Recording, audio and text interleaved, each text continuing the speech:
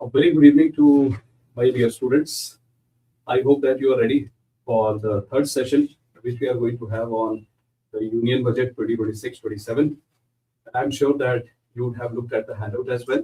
So this is your handout for the current session. Very good evening, guys. Hope you are doing well. Wonderful. And I hope that you were able to take some important points from the previous two sessions. Right. So this is your handout. As you can see, the title of the handout. The title of the handout is Budget 2026-27, the fine print. Right. So you understand that in today's lecture, we are not going to have overall perspective. We are going to have sort of detailed analysis of the important content that is there in the budget from UPSC perspective. So as you also know,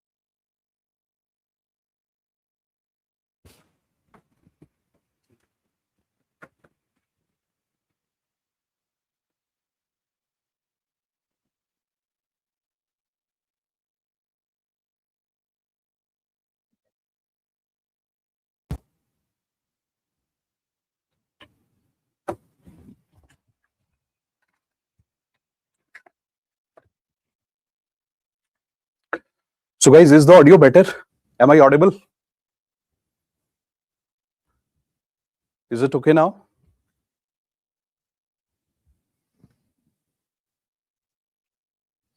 All good? Wonderful. So I welcome you all in today's session. A very good evening to all of you. It's great to see you all back for the third session on the budget. And I'm sure that you have revised the previous two sessions, whatever we covered in the form of an overall coverage. And today's session, as you can see, that the title of today's session is the fine print, which means that we are going to have a look at the fine details of the budget this year from UPSC perspective. All right. Now, as I was saying, that budget is not just about money and economics. Budget goes beyond that, because here we talk about the blueprint of the government, and we also talk about the government priorities for the upcoming year, as well as you get a hint about the government priorities for the long run, right? So that is why the fine prints are also very important from UPSC perspective. And I must tell you that if you want to take out the most important session out of the three sessions that I'm going to take for the budget, this is the third one. From prelims perspective, this session is going to be the most important one. So you will get a lot of points for prelims, which you can directly use to give answers in the exam. And if you also want to write great answer for mains, so today you will get a lot of content. So without creating a delay, let us start, because time is very important, especially for you guys, given the fact that your exam is very close. And those of you who have just joined, a very good evening and welcome back to the final session on the budget 26-27. After this session, Bacho, I would continue to take the lectures in a recorded form for the economic survey. I'll continue to provide you the economic survey. From exam perspective, I'll filter out the most important areas from the economic survey. This year it's very bulky, but not everything in the survey is important. So I'm already going through it, and I have sorted out some of the important areas from the prelims and mains perspective that I will provide you in the form of the lecture series on the economic survey.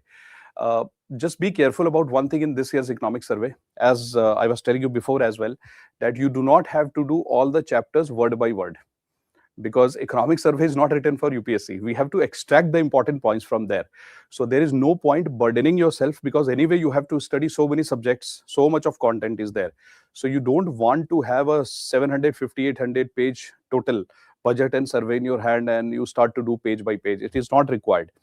So what I'll do is I'll sort out, almost the work is already done.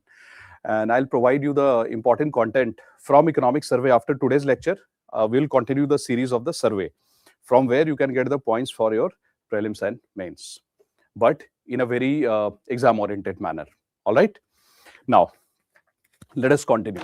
So bacho, in today's session I designed it slightly differently. I have given you a handout where you don't have to fill anything today because it's fine points.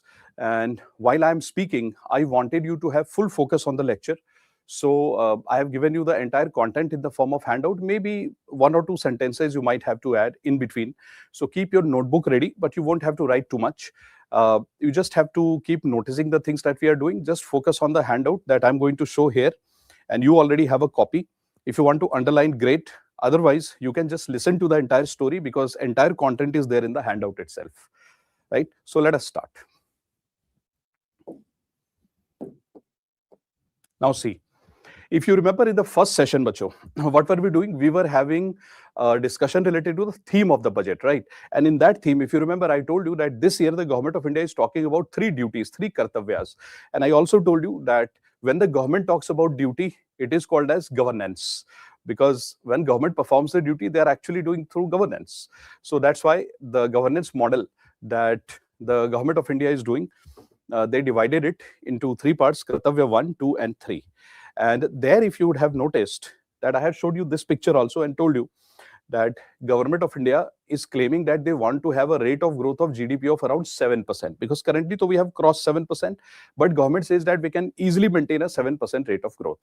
Now, for that 7% rate of growth, see what the government is saying? Government is saying that these are the pillars of growth and development. If we follow this pillar approach, we are going to have around 7% rate of growth. This is what the government is saying in the budget.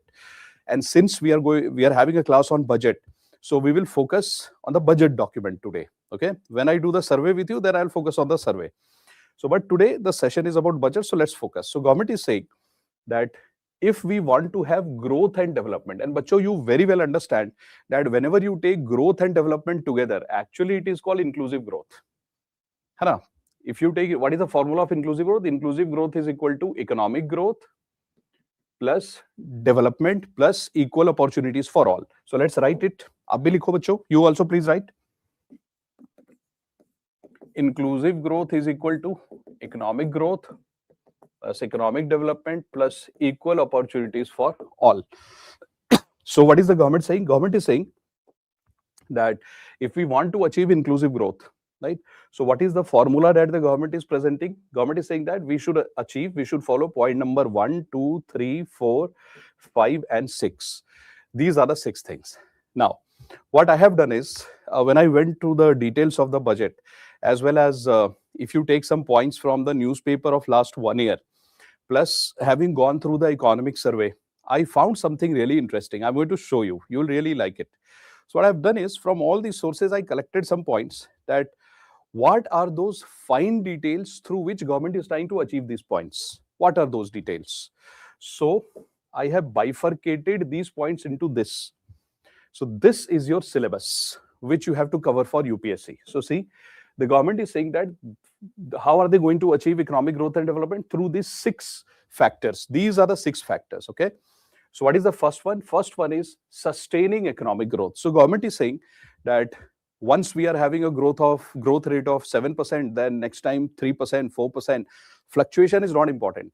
Once you have achieved the growth rate of around 7% or more than 7%, we should be able to maintain it.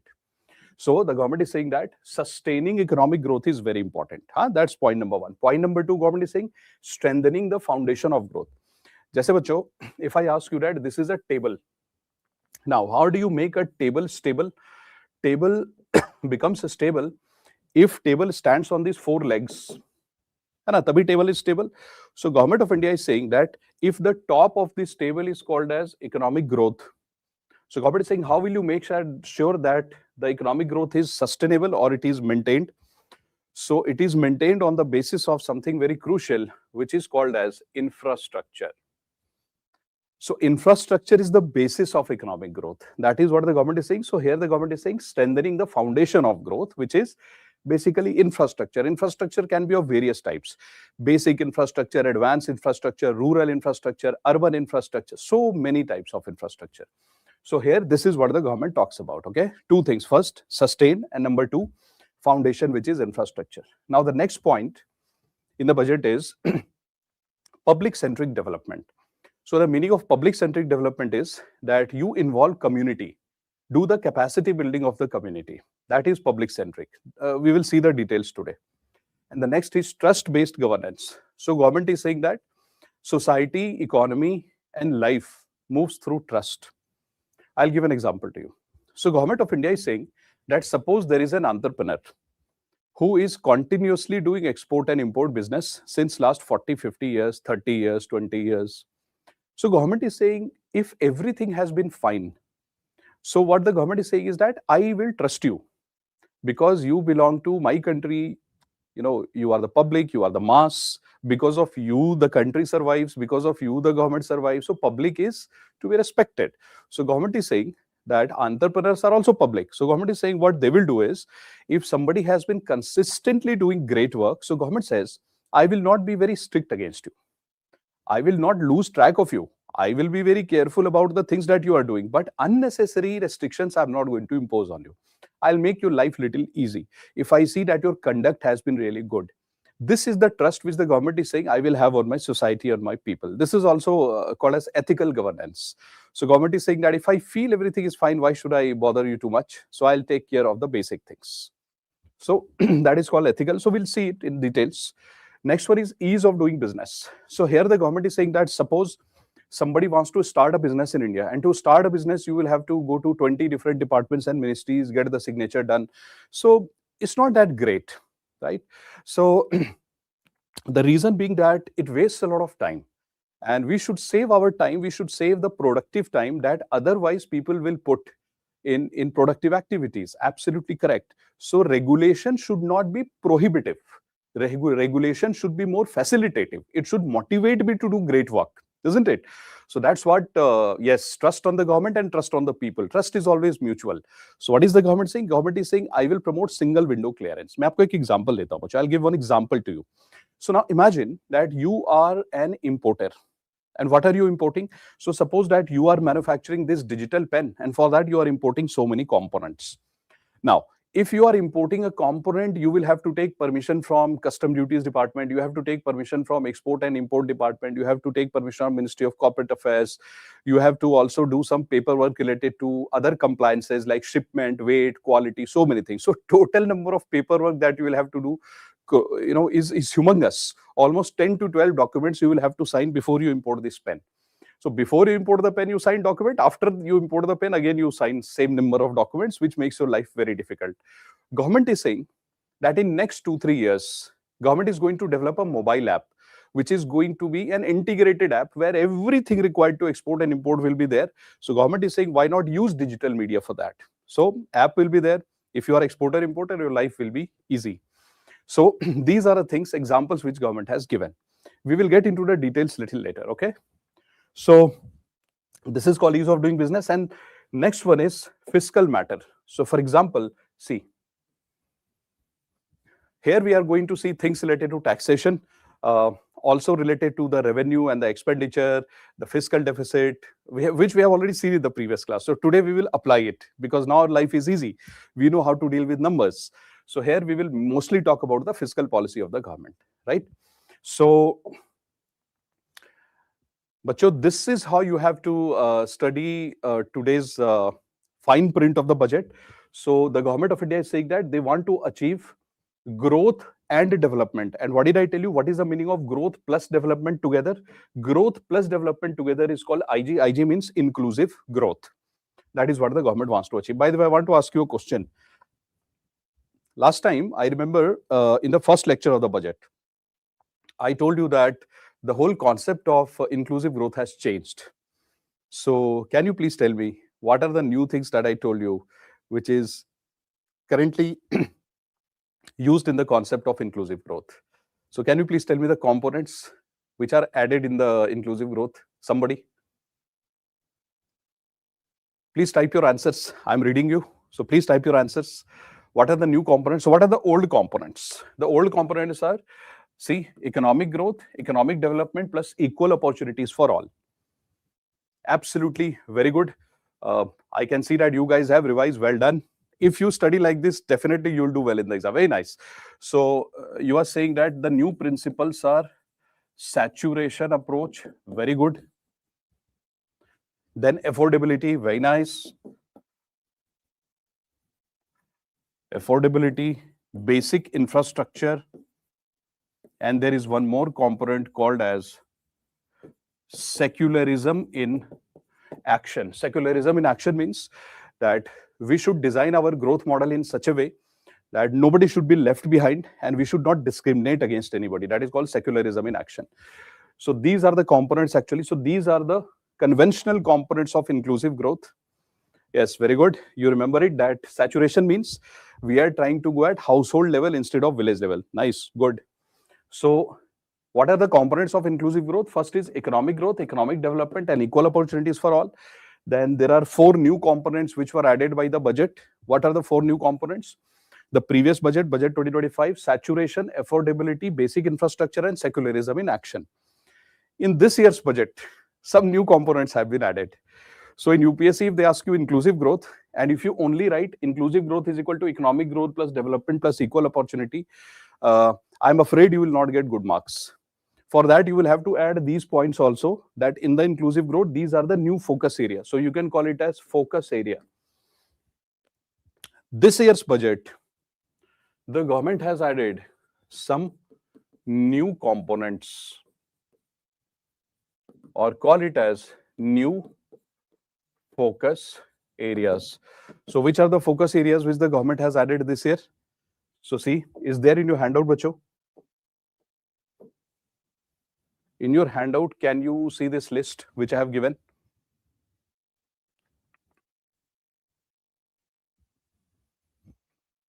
Really good to know that you are all watching this session from such far off places as well.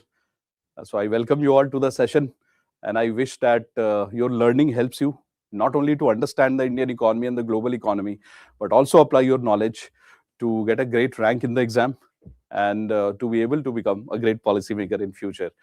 So, bacho, see, what are the new components that the government of India has added here? The first component is increasing farmers' income. So, government is saying that farmers' income becomes one of the important component. And bacho, I suggest that in your notebook, you please draw this structure. It will help you. These are called one-pagers, which will definitely help you in the exam. You can write great answer in mains.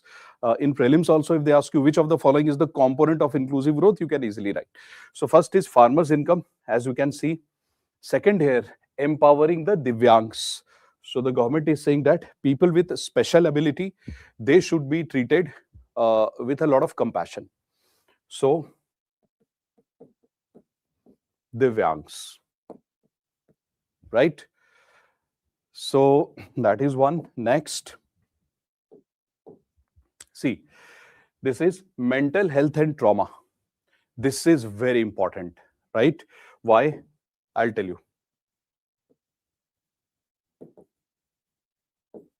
Mental health and trauma. I want to ask you a question. Bacho, don't you feel that in this era of fast life, where we are young, we have ambitions, we face so many hurdles on everyday basis, sometimes you wish that you have somebody to talk to in a productive sense, who can understand your emotions, who can talk to you with empathy without judging you, without being harsh over you. And sometimes you just want to talk without putting filters, because when you talk to most of the people, you have to put filters for the fear of being judged and for the fear of being taken wrong, right? It always happens to us. But we also want that. And sometimes we face success, sometimes the success comes little late, right? So what does the government of India do? Government of India says that this is something which the society is accepting that it's a problem. Because earlier we used to feel that if somebody is saying, I want to talk, I want somebody whom I can, share my emotions, get some advice, etc. So people used to judge it. People used to judge that, oh, this person has some, mental issues and all. It's not about that. Sometimes a simple talk can solve all the problems. Not necessarily it's a medical problem. right? So what does the government do? Government of India is saying that we must focus on mental trauma and psychological situations where a basic counseling, a basic talk, a basic motivation maybe helps. So we need mental health and trauma centers to help people with basic things like counseling to clinical psychology related problems. Every problem needs to be tackled with empathy. So that is why the government is saying this. In fact, if you go to the south of India, you will see that there is a very famous institute called as Nimhans, right? So yes, so government of India is saying that they will open Nimhans kind of institute in the North India also. Yeah. So this is the about the mental trauma and psychology. Now let us look at the next one. It says focus on the Purvodaya states and Northeast region. So here, what is the government doing? Government is saying that we should also focus on Northeast, the East and the Northeast. Okay, so these two should be our focus areas. Why? Because in the process of development, they have been left behind a lot. That is why we need to focus on them. Now see guys, so what is this? Let me have a quick recap for all of you. What is this inclusive growth? What is the formula of inclusive growth? Economic growth plus economic development plus equal opportunities for all. And where is this equal opportunity for all mentioned in the constitution? DPSP, right? So the previous budget added some new dimension in the inclusive growth. These are the 4 dimensions added in the previous budget. In this year, the government of India has added these 4 new dimensions and said that this will be our focus area. See, I can tell you one thing which is very interesting, that in this formula also, when you write equal opportunity for all, everything is included. But the government is saying that no, I want to put a new focus area so that our target should be precise. That okay, this is what I want to achieve in next 1 year. That is why they have created focus areas, even though more or less these are already there in the constitution, DPSP. Nothing is radically new here. Yes, so hey, it's all there.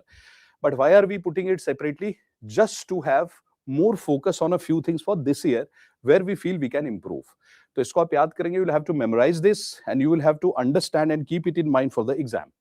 Okay, this is the first thing I wanted to do.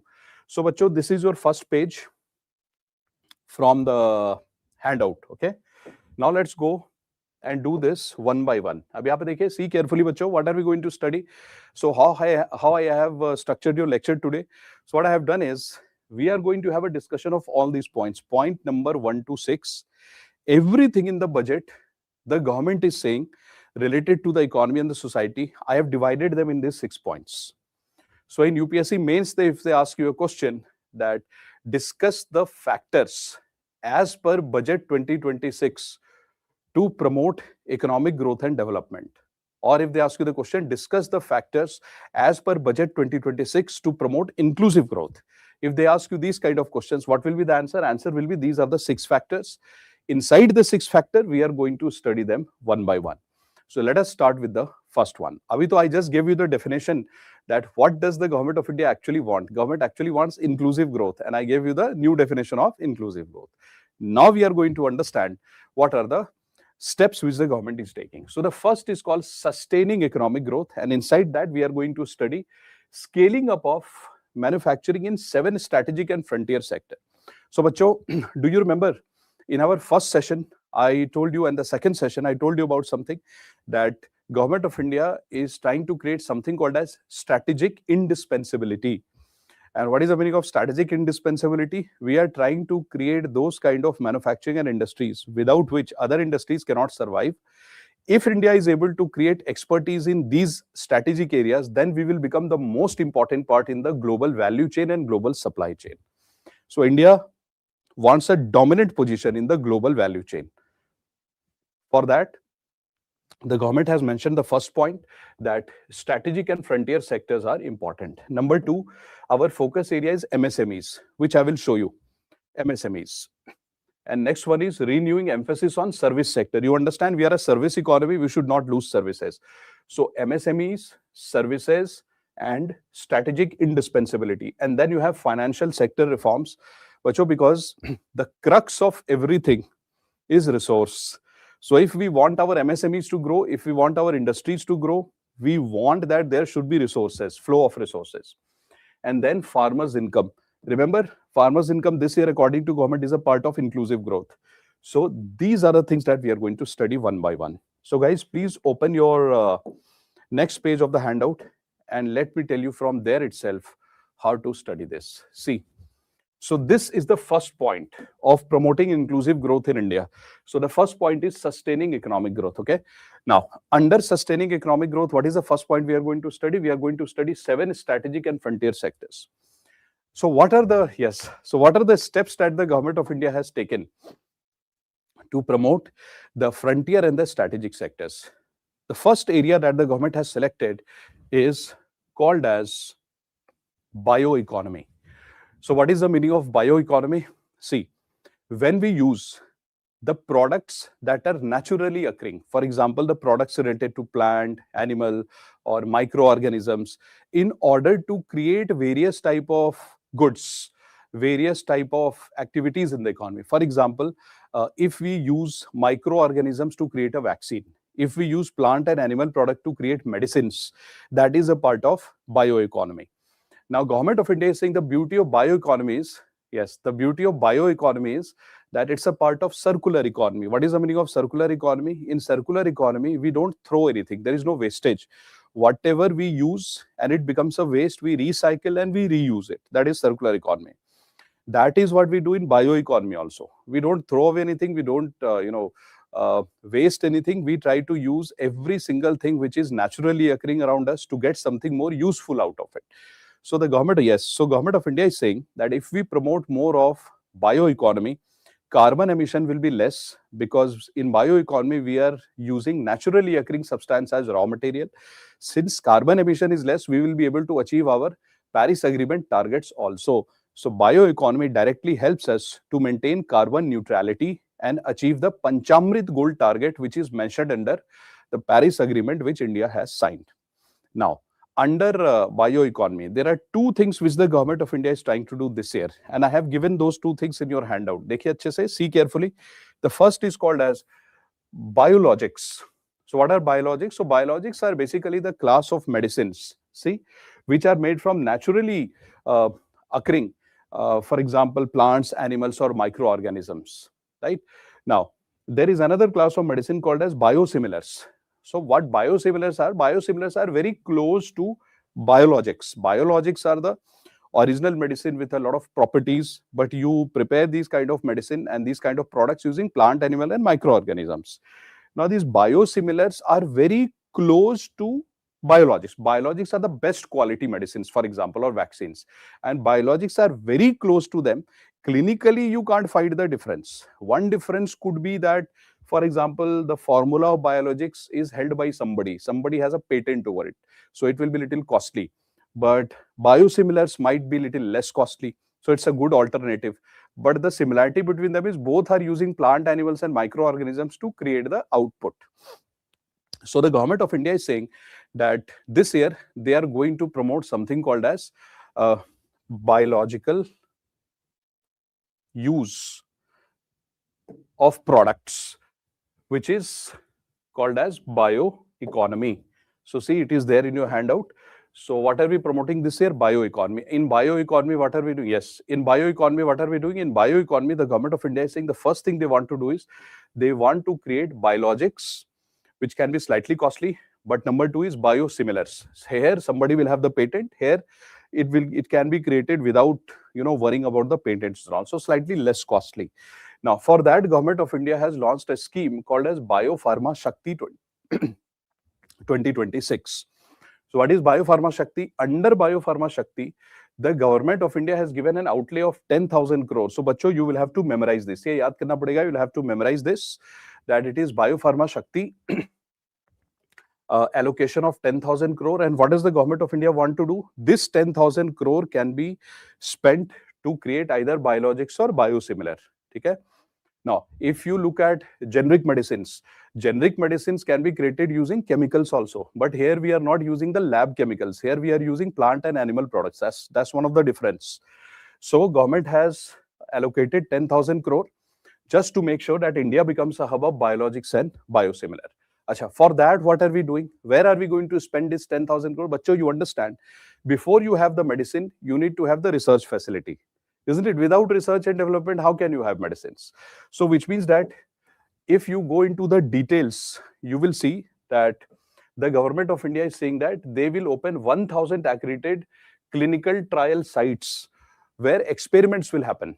That okay, we have done one combination of some naturally occurring products to create a medicine. Does it work or not? Does it have the desired properties or not? So clinical trial. ये तो ठीक है, clinical trial. But before clinical trial happens, somewhere the product should be created, which means research and development center. So clinical trial is not R&D. R&D happens somewhere else. Where will the R&D happen? So R&D will happen in National Institute of Pharmaceutical Education and Research, right? NIPER. There the R&D will happen. So government is saying that they will have 3 new National Institute of Pharmaceutical Education and Research. 7 are already existing. And this 10,000 crore will be invested to open these 3 new institutes and plus to open 1,000 accredited clinical trial facilities. So you will have to memorize the name of this institute, National Institute of Pharmaceutical Education and Research for biopharma. And number 2, you have to memorize this 10,000 crore outlay. Okay. And number 3, you will have to memorize that 1,000 crore has been set aside by the government of India for the clinical trials. Now, this is the only thing which is given in the economic survey, in the budget this year. But whenever you prepare the budget, as I always tell you that reading the document of the budget is not a good idea. So when you prepare a theme from the budget, you should also try to complete the entire ecosystem, that what are the other things that the government has done in that field, or what else is the government doing, because UPSC will not only ask you biopharma, they will ask you other things also related to bioeconomy. So which are the other schemes? So bachcho, these are the other schemes which you have to study, which I have given you in the form of handout. So chalo, let us see what are the schemes which is there in India from the field of bioeconomy or biopharma. So see, this scheme is called as Biotechnology for Economy, Environment and Employment 2024. This scheme came in 2024, okay? And bacho, I will answer all your questions once we are done with this analysis of the document. So if you have any doubts or queries, you can note it down somewhere. And once we are done, you let me know. I'll definitely answer your questions.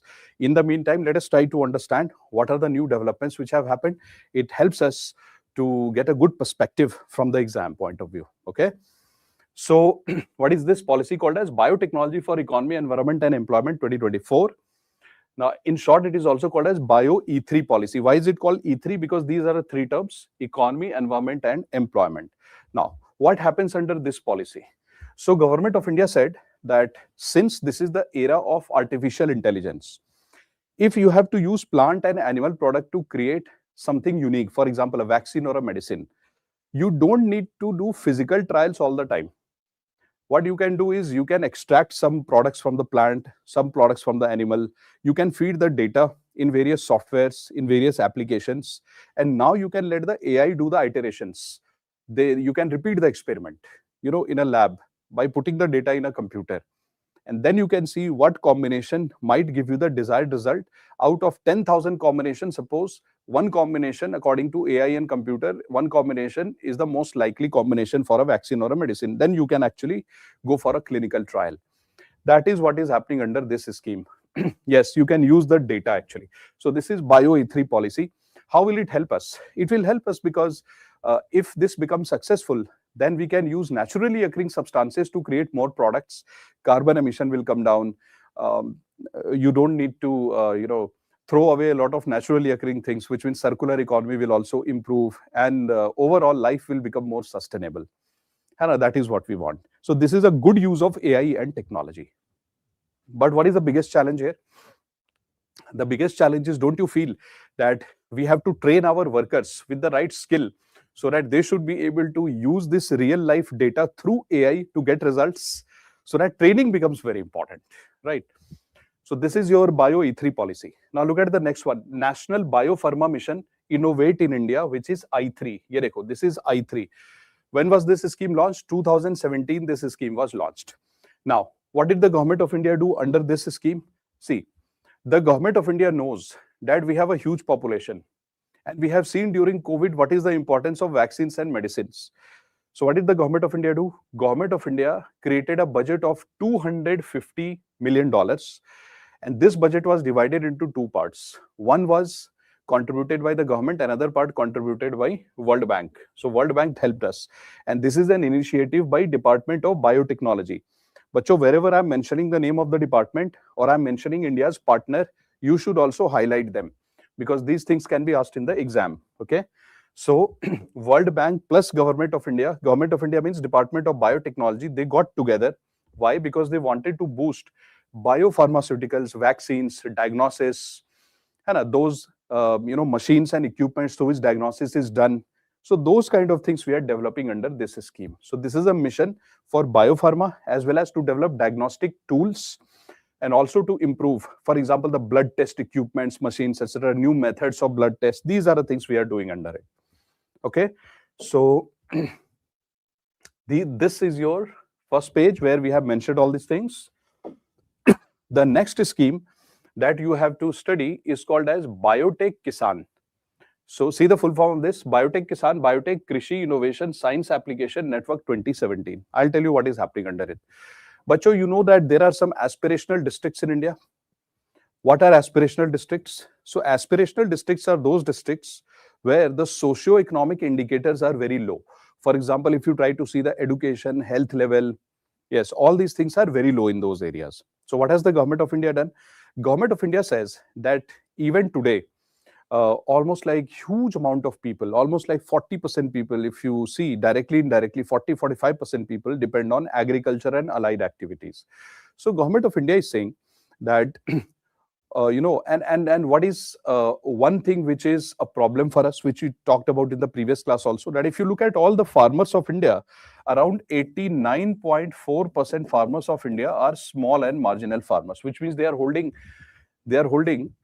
a plot of land less than 2 hectares. Okay, so now Government of India is saying, if we go to these farmers and ask them that what is their production and productivity, it's very low. They face typical problems. The problem is compounded, or the problem is also increased because of climate change issues. So for example, our seeds are not good enough to handle the drought like situation, or new temperature, which has overall temperature of the planet has increased. Maybe our seeds are not so capable to handle it, or those areas where there is a lot of moisture, there also there is a problem. So government says, I will go to farmers, and I will ask them what are the typical problems they are facing. If they are facing the problem related to money, then Ministry of Finance will come. Then you can't do anything from science and technology. But if the farmers are facing anything related to quality of seeds, fertilizers, pesticides, weedicides, condition of soil, or anything which is related to biological phenomenon, so Government of India says, then I will note down the problems of different farmers in India. And government is saying that under this program called as Biotech Kisan, we will try to do scientific intervention and try to find a solution. Specifically, the target here would be the aspirational districts of India where the condition is anyway not very good. So there the government is saying, I'll help the farmers little more. Government is saying, I will also help the farmers who belong to coastal area, tribal area, or women. Like all the farmers can take the help, but the special focus of the farmer would be these. Right? So government is saying that I will use biology and I will use bioeconomy model to help the farmers in the best possible manner with as less use of chemicals as possible. Yes, soil health card is also one example, absolutely. So this is your Biotech Kisan. Now, as I was telling you that what is the Government of India doing? Government of India has identified some critical areas. अब मैं आपको बताता हूँ why the Government of India has put the farmers and the Biotech Kisan also as a part of scientific solutions. You remember that sometime back when trade war was happening, last year 2025, US was putting tariffs on India, and what was China doing? The game that China played was worse, I tell you. So the first thing that China did was, India was constructing some roads in Pune where we were supposed to dig some tunnels. The tunnel digging machine, India was depending on China so that we could import the machine from China and we could dig the tunnel and our job would have been done. So when this trade war was happening last year, we called China and we said that regular call, right? That where is the tunnel digging machine? China said that we are not producing the machine now for some time, and they refused to give it. They were not saying they will not give the machine. They said we are not producing. So imagine that you depend on somebody for these heavy capital goods like tunnel digging machine, and that country ditches you at the end. So your whole work is stuck. And these kind of projects take a lot of money and time. So India really suffered. That's number one. Number two, you understand rare earths are very important, right? So without rare earths, there are so many industries that cannot function, be it space, automobile, etc. So can't function. For rare earth also, we depend on China a lot. So last year, what did China do? China simply, rare earth elements, rare earth magnets. China simply refused and said, sorry, our production of rare earth is not happening. We can't give you rare earth. That also we suffered. So rare earth and tunnel digging machine. There was a third thing called as, technical fertilizers. They are very interesting. So for example, what happens is, suppose you are growing a crop, a certain kind of crop. Let's say, for example, mustard, or let's say pulses. And you know that the production of the pulses, the productivity of our land is not that great. So what do we add? Yeah, we add those technical fertilizers. Some of the specific technical fertilizers that India uses, we get it from China.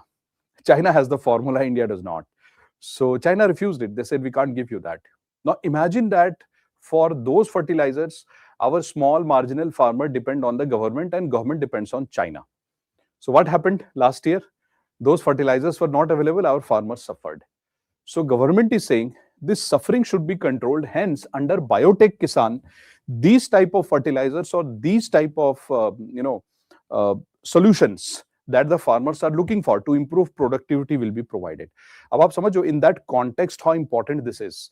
Imagine that over a period of time, this Biotech Kisan kind of scheme becomes successful. Imagine what will happen to our foreign policy. We will become more sort of assertive in our foreign policy, because our dependence would reduce on other countries for basic things, and that will make our foreign policy more assertive. So there is a direct linkage between the success of these schemes and the success of our foreign policy, right? So I thought I'll share the story with you so that you can establish a connection between this scheme and those events that have happened last year. Now, so yes, now there is next thing which the government of India has also started to do, which is focus on semiconductors, because we have been blackmailed by a lot of countries on semiconductors. So what is the government doing? Government has launched so many schemes for semiconductors. So one of the, yes, indispensable, strategic indispensability, absolutely. So what has the government done? Semiconductor Mission 1.0, and in this budget, Semiconductor Mission 2.0. So what happened in Semiconductor Mission 1.0? Dekho. So we originally launched India Semiconductor Mission, ISM, in 2021, where there were 4 components. What are the 4 components of original India Semiconductor Mission? Component number 1, where the government is saying that if anybody opens a factory to establish fabrication units, if you are doing fabrication units, manufacturing in India, in the factories in India, then whatever is the cost of establishing those factories, 50% of that will be given to you as incentive by government of India. So if I open a fabrication factory where the cost is, let's say, 50 lakh rupees, government will give me 25 lakh rupees as financial assistance. Similarly, if somebody is manufacturing any display unit, for example, LED screens and all, so government is saying there also, whatever is the cost of establishing such units or factories, 50% financial assistance will be given. Similarly, if somebody is manufacturing compound semiconductors, there also 50% financial assistance to be given for these 3. Now, design linked incentive. If somebody is opening a factory in India to design, suppose, semiconductor chip, if you are designing the chip, so all the factories who are opened to promote new design in India itself, they are eligible to get up to 15 crore rupees per factory under the 4th component. Under 4th component, how much do you get? 15 crore. This is not given in the budget. This is 2021 ka scheme. So we are just revising it. So how much financial assistance will you get in the first 3 components? 50% of cost. And the final one, the 4th component, design linked, you will get 15 crore rupees per unit. Now, Government of India has introduced India Semiconductor Mission 2.0, where what is the government saying? Government is saying that there will be 10 approved projects across 6 states, right? So there will be 10 approved projects in 6 states. Which are the 6 states where we are going to have semiconductor related factories? Gujarat, Assam, Odisha, Andhra, Punjab, and UP. And how much budget government has allocated for these 10 approved projects in 6 states? 1.6 lakh crore. So, bacho, you will have to memorize some numbers here. that how many projects have been approved? 10. How many states? 6. You have to memorize the name of these states: Gujarat, Assam, Odisha, Andhra, and Punjab, and UP. And you will also have to memorize this 1.6 lakh crore investment this government of India has added for the India Semiconductor Mission 2.0. So let's quickly revise the semiconductor missions. So in the semiconductor mission 1, what is the government doing? If you are trying to open a fabrication unit, doing the designing part, or the LED, or if you are manufacturing compound semiconductor, whatever is the cost, you are getting 50% of that in terms of financial assistance. And you are also getting, for the designing part specifically, you are getting rupees 15 crore if you are doing a new designing of the chip in your labs, etc. So for design part, special incentive, and otherwise you are getting 50% of the cost of the capital expenditure. Okay, right. So this is India Semiconductor 2.0. Cool. Now, so what are the focus areas which the government of India is trying to improve in the India Semiconductor Mission 2.0? So we are trying to have some focus areas. So what are the focus areas? The focus areas are chip making. And as you can see that since in India we don't have too many labs where the chip is designed, that is the reason that government of India gives you money to open the lab also, and to carry the research they give you additional 15 crore rupees. Pehle to they give you money to open the factory, 50% of your cost, plus they give you 15 crore also to have research and development related to chip, which means that is our focus area. So in UPSC, if they ask you which of the following are the focus areas, what will you write? You will write chip making. Number 2, full stack Indian semiconductor IP. So we want end to end all the steps that is required in the manufacturing of semiconductor. Government wants to focus there. Next is supply chain. Supply chain means starting from raw material to finished product. Everything should move smoothly. That is called supply chain.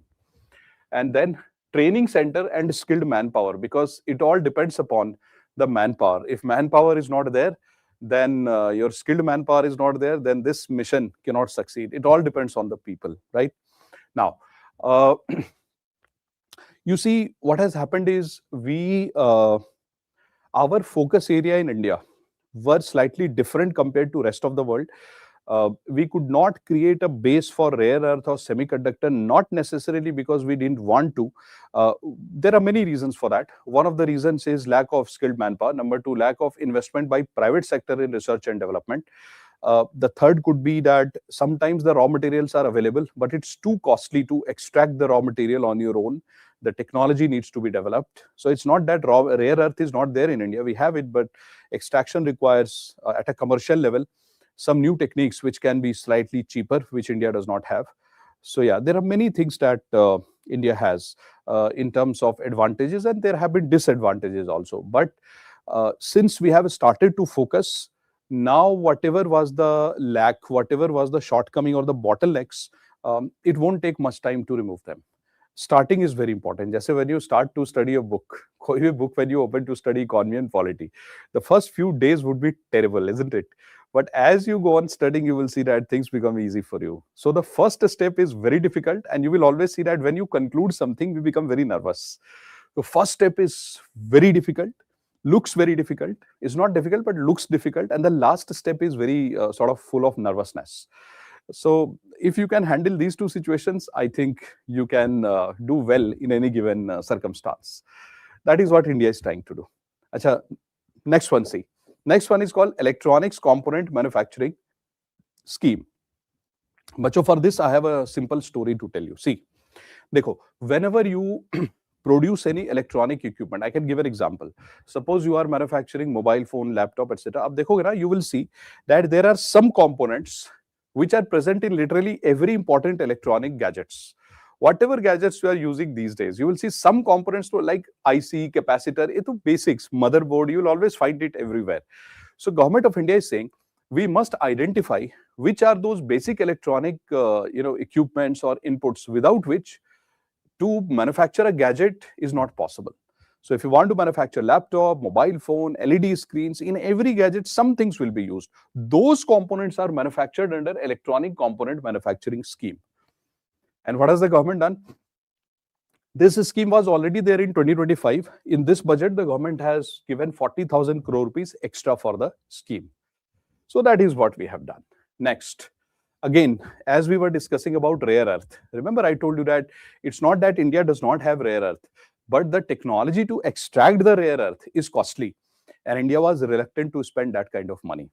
So now what have we done? Now what we have done is, ye dekhiye, look at this map of India. This I have taken from PIB. So as you can see, Kerala, Tamil Nadu, Andhra, Odisha, these are the places where now the government is creating a corridor. In all these coastal areas, we are creating a corridor to extract the rare earth from there so that our dependence on countries like China reduces. Yes. So see this, please. If UPSC will ask you that which are the areas where you find deposits of rare earth minerals in India, so what will you say? What is the answer? The answer is this I have given you in your handout. Odisha, Kerala, Andhra, Tamil Nadu, West Bengal, Gujarat, Maharashtra, Jharkhand. You will see this, especially in the coastal beach sands, terry and red sand, and inland alluvial. It is mixed with these kind of soil, right? So these are the name of the states which you need to memorize. And out of these states, Kerala, Tamil Nadu, Andhra, and Odisha are the state where we are starting the extraction and commercial production. Okay. Now, how much fund has the government allocated? 7,280 crores.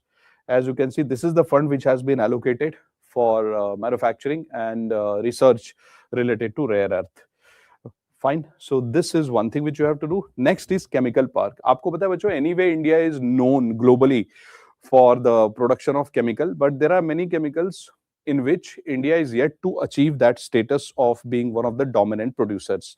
So what is the government doing? Government has established 3 new dedicated chemical parks so that whatever important chemicals are required, our import dependency on most of the chemicals should come down. So that's why 3. And you understand chemicals are used in cosmetic industry, medicine industry, and so many other industries. So without chemical, most of the industries are not possible. So these 3 new dedicated chemical parks are being created by the government of India. Acha, why is it called a park? What is so special about something like a park? If you see na, that there are terms like parks, or there is a term like corridor, these kind of things, if the government of India uses. So normally what government does these days is, they create a geographical region like it, where all the basic infrastructure that is required to create a chemical industry, all the basic infrastructure which is required is already provided by the government. So anyone who wants to manufacture these chemicals can simply come with the raw material, skilled labor force, and do the job. This type of model where basic infrastructure is already provided is called as plug and play model. So all these parks, and all these corridors, etc., they are mostly based on plug and play model, which means, what is the literal meaning of plug and play? The literal meaning of plug and play is ready to use infrastructure. Okay, ready to use infrastructure. Yeah, very good. One of you have mentioned that we also see this in a cluster model. Absolutely correct. In cluster model also these days, government of India is doing it. So they already provide the basic infrastructure. The industry simply have to come and start using this facilities. Okay. So we have seen all this. Now we come to the next part of the capital goods. Ab dekho, this is very important. Bacho, if you make a list of all the items that India exports and all the items that India imported, the most important items, yes, which India exports and which India imports, you will find something interesting. You will see that India exports a lot of capital goods, and India also imports capital goods. What is the meaning of capital goods? Capital goods are, these are man-made goods which we use in the production of other goods. For example, if you are manufacturing, let's say, automobile or automobile ka tire, you require some machines, right? So there are some machines which India manufactures, and there are some machines which India does not manufacture. What kind of machine? Yeah, they are fixed capital. What are the machines that we manufacture? We manufacture very low-end machines, machines which do not have too many features, basic machines like mixers, right? And what are the machines that we don't manufacture? High-end machines, complicated, sophisticated, that we don't produce. So what happens is, whenever somebody opens a factory in India, in some of the factories, some sophisticated machines are also required that we import from other countries. Just say if you go in the field of construction, I told tunnel digging machine we import from other countries. Similarly, if you see very tall buildings, commercial buildings and residential buildings, you will see lifts there, elevators. So there are very sophisticated elevators which India does not manufacture, though India has started, but sophisticated ones we don't. These are some of the problems that we face. Okay, so what is the government doing? Government has in this year's budget said that for capital goods, 3 steps are being taken by the government.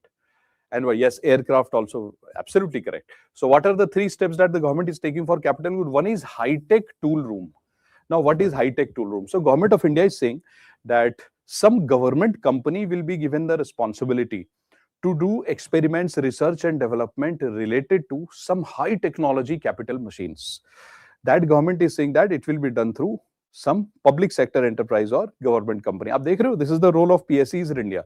When private sector is not interested in research, government says, I will do the research part. That is why role of government in a democratic system is very crucial. You cannot do away with the government, and government should be strong. Government should be wherever possible assertive also, and wherever possible government should be lenient also in some things. But the assertiveness of the government in terms of regulation should always be there. Otherwise, private sector is not going to take care of the basic problems of the society. Private sector will simply say, why should I do the research? Because research will take so much of effort, let me import the machine. But what is the role of government? So guys, when you crack the UPSC exam, when you become a part of the government, that is what you should do. You should build the capacity of the Indians. You should try to build these things in India as much as possible. If you don't have raw material, no people, fir to you have to import. But as much as possible, we should try to build our capacity. As I told you, it not only helps us in economics, it also helps us in geopolitics and having a sound or a dominant voice in our foreign policy also. So high-tech tool rooms will be created by public sector enterprises for research and development. Number 2, scheme for enhancement of construction and infrastructure equipment. So, bachcho, for example, the tunnel digging machine, the elevator, the lift, the crane, etc., which is used in the construction industry. So, bachcho, today's construction is very complicated. Long, tall buildings, earthquake resistance and all those things, right? For that, we require machines. Government is saying we should produce our own machines. That is why this second scheme has been started in India now. Look at the third one. The third one is a scheme for container manufacturing. Remember, we were talking about containers in the previous class, that it is one of the strategic things. So Government of India has allocated 10,000 crore rupees to be spent for next 5 years to manufacture containers in India, so that we don't have to purchase our containers for shipments and trade. Yeah, storage purpose, very nice. Storage and transportation, both, okay? Now, why do we need so much of container? Because in India, we have a program called as Multimodal Logistic Park, MMLP, Multimodal Logistic Park. And we are developing more than, more than 30, which is close to 35 multimodal logistic park in India. What is so special about the multimodal logistic park? In multimodal logistic park, what do? We try to promote what? Railways. So multimodal logistic park is used for movement of cargo through railway, absolutely, through roads and through inland waterway. This is how we try to do it. Yeah. So if you see what happens in a multimodal logistic park, so for example, there is a hub. What is this hub? Let's say collection hub, where all the goods are collected. So let's say that this is in Tamil Nadu. What is this hub? Hub is like a big place for storage, packaging, all these things. So this is hub. Hub is in Tamil Nadu, for example. And some things are being produced in Tamil Nadu. Let's say automobile and laptop is being produced in Tamil Nadu. Now from Tamil Nadu, through sea route, either river system, roads, railway, these things will be transported. So suppose that from Tamil Nadu, the laptop needs to come to Delhi. So this is Delhi hub. So how will you take the freight from Tamil Nadu to Delhi? You will take the freight from Tamil Nadu to Delhi through either inland waterway or road or railway. Through that, the freight will be taken here, and from here it will be distributed in Delhi. Now for that, yes, for that, we badly need some sort of containers so that we can store them, we can transport them, and that container must be manufactured in India, because if you depend on others for container, imagine the cost. So that is why the government of India is saying that, yes, on one hand, we are promoting transportation. On the other hand, we must produce our own container so that our transportation system does not become very costly. That is one of the reasons. Okay. So now, guys, there is one important sector, which is textile sector. So, bacho, what I have done is, let me show you. So what I have done is, if you open your handout, you'll find this. See, what I have done is, in your handout, I have given one or two extra sentences on every page, so that later on, if you forget the theories that we are discussing in the class, if you see that one or two sentences extra in that page, you will be able to recall the grammar and the literature also. Right. So your handout is a very well laid out and a balanced handout, which will not only help you to understand today, but in future, if you revise also, it will be good for you. That is why I have avoided shortcut in your handout. It's like a proper handout. So see this. In textile sector in your handout, you can see that I have given a table here, right? So, and I have mentioned a few things about textile sector, which I'm going to teach. Textile sector has been given a lot of importance by the government of India this year in the budget, where the government is saying that textile sector is a job creator. Textile sector is also the dollar earner. We export a lot of textile, we earn a lot of dollars, and India has an advantage or edge in the textile industry. Because of the US trade war, our textile industry was badly impacted last year.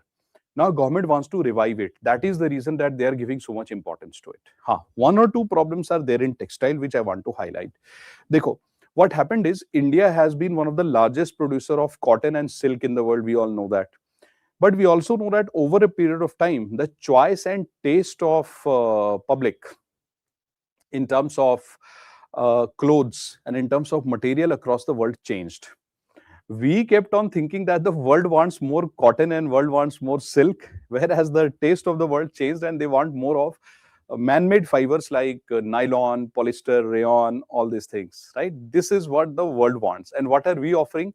For a very long time, we were only giving silk and cotton. Government of India realized that silk and cotton is not going to help. Along with silk and cotton, we need man-made fibers. We also need technical fibers. Why? Technical fibers are used in, I told you, the astronaut suit, firefighter suit, etc., or medical doctors use it. So we need so many kind of different fibers. So what has the government of India done? Government of India has created multiple schemes to promote all these different type of fibers in India. In this year's budget, the schemes have been innovative. They have created new schemes to promote it. I'm going to show that to you. But before that, let us do some holistic coverage of textile sector. Again, these parts are not given in budget, but because budget mostly would talk about what they are planning for this year. But it is our duty to see the context and the background of each and everything that we are studying in the budget from exam perspective. So from exam perspective, bacho, what is the contribution of textile sector in our GDP? See, 2%. So the contribution of textile sector, see this, bacho? Please see the board. The contribution of textile sector in India's GDP around 2%. Now, if you look at the manufacturing gross value added, the contribution of textile sector is 11% in manufacturing gross value added. So whatever value you create in manufacturing, textile contributes 11%. What is the contribution of textile in export sector? Its contribution is roughly 9%. These three figures you must know. Plus, I have given you some extra information which can be helpful in geography. Let's say, for example, what is India's rank in the production of cotton? Number one, then you have a producer of jute, then second largest producer of silk, then major hub for man-made fiber also, and second largest producer of polyester and viscose fiber. So in man-made fiber also, in some of the fibers, we are doing really well. This is our achievement. But in this year's budget, see what government has done. Ye dekhe dhyan se. How do you memorize? I'll tell you. Without taking much pressure also, you can memorize. So government of India has launched a scheme called Integrated Program for Textile Sector 2026. Keep looking, bacho. This is called as integrated program. Whenever you use the word integrated, that means there must be some crucial components. Okay. So let us look at the components. The first component of the integrated program given in the budget is called National Fiber Scheme. So here, how will you memorize what is National Fiber Scheme? What is the focus area? The focus area of National Fiber Scheme is to increase the production of silk, wool, jute, and man-made fibers also. So government says here we want to increase the production of both natural and man-made fiber. So how will you memorize this? National fiber scheme, you will write here man-made fiber plus natural fiber. Production of both should increase. This is how you can create a formula for yourself. Number 2, textile expansion and employment scheme. Bacho, to produce fiber, don't you feel some machines will be required? So government is saying under the second component, textile expansion and employment scheme, government says government will give capital support, which means money, to those industries who want to create new setups, etc., so as to increase the production of man-made and technical fiber. So here, capital support will be given who will to those industries who are going to create new technology, who are going to create new machines for the field of textile. So if you want to innovate some new machines in the field of textile industry, for that innovation, government is giving you capital support under the second component. The third component is National Handloom Handicraft Program. But so here the name itself is clear. So here, what will the government promote here? They will promote handloom and handicraft, which means the machines which run using hand and not machine, and handicraft. There is one more interesting thing here. Here the government is saying that they will help in the promotion of natural and vegetable dyes. So since you study history and culture, you must be knowing that there is something called as Madhubani paintings. What type of colors are used in Madhubani paintings? Natural dye, which is extracted from plants actually. So this question has been asked in UPSC already in the culture and history section. So government is saying that, so government is saying that they will promote natural fibers also, and they are also going to promote, as your friend is saying, khadi. They are also saying that government is saying they will promote natural and vegetable dyes, which is chemical free. Only natural substances are used. So that is your national handloom. And the next is textile eco initiative. So, bacho, do you remember that we were talking in the previous session about something called as quality control order? Aise kuch we spoke last time, quality control order. What is quality control order? So, quality control order means that for various types of products that we create in India, what does the government do? Government of India has created some quality standard, that your quality standard of the product should be ABC, because if you fulfill the standard, it is good for Indian consumer, it's good for export also, right? So the government of India has also created this Tex Eco initiative where international standards are being maintained in our textile industry. Why? Because while we produce our textile, we don't want to use too much chemical. We want to make it as green as possible, so that across the world, wherever there is a demand related to textile industry, which indulges in low carbon emission. So if we follow practices like natural dye, vegetable based dye, etc., obviously carbon emission will be low. So our product will have new markets in the world. So government is saying, for that I am setting standards. Okay. And the next part is Samarth 2.0. This is the next component. What is the meaning of Samarth 2.0? Samarth 2.0 would mean that to perform all these things that you have seen, all these components, 1, 2, 3, 4, you need skilled labor force. So under Samarth 2.0, the government of India is trying to provide skill, relevant skill to the people so that they can enter the field of textile.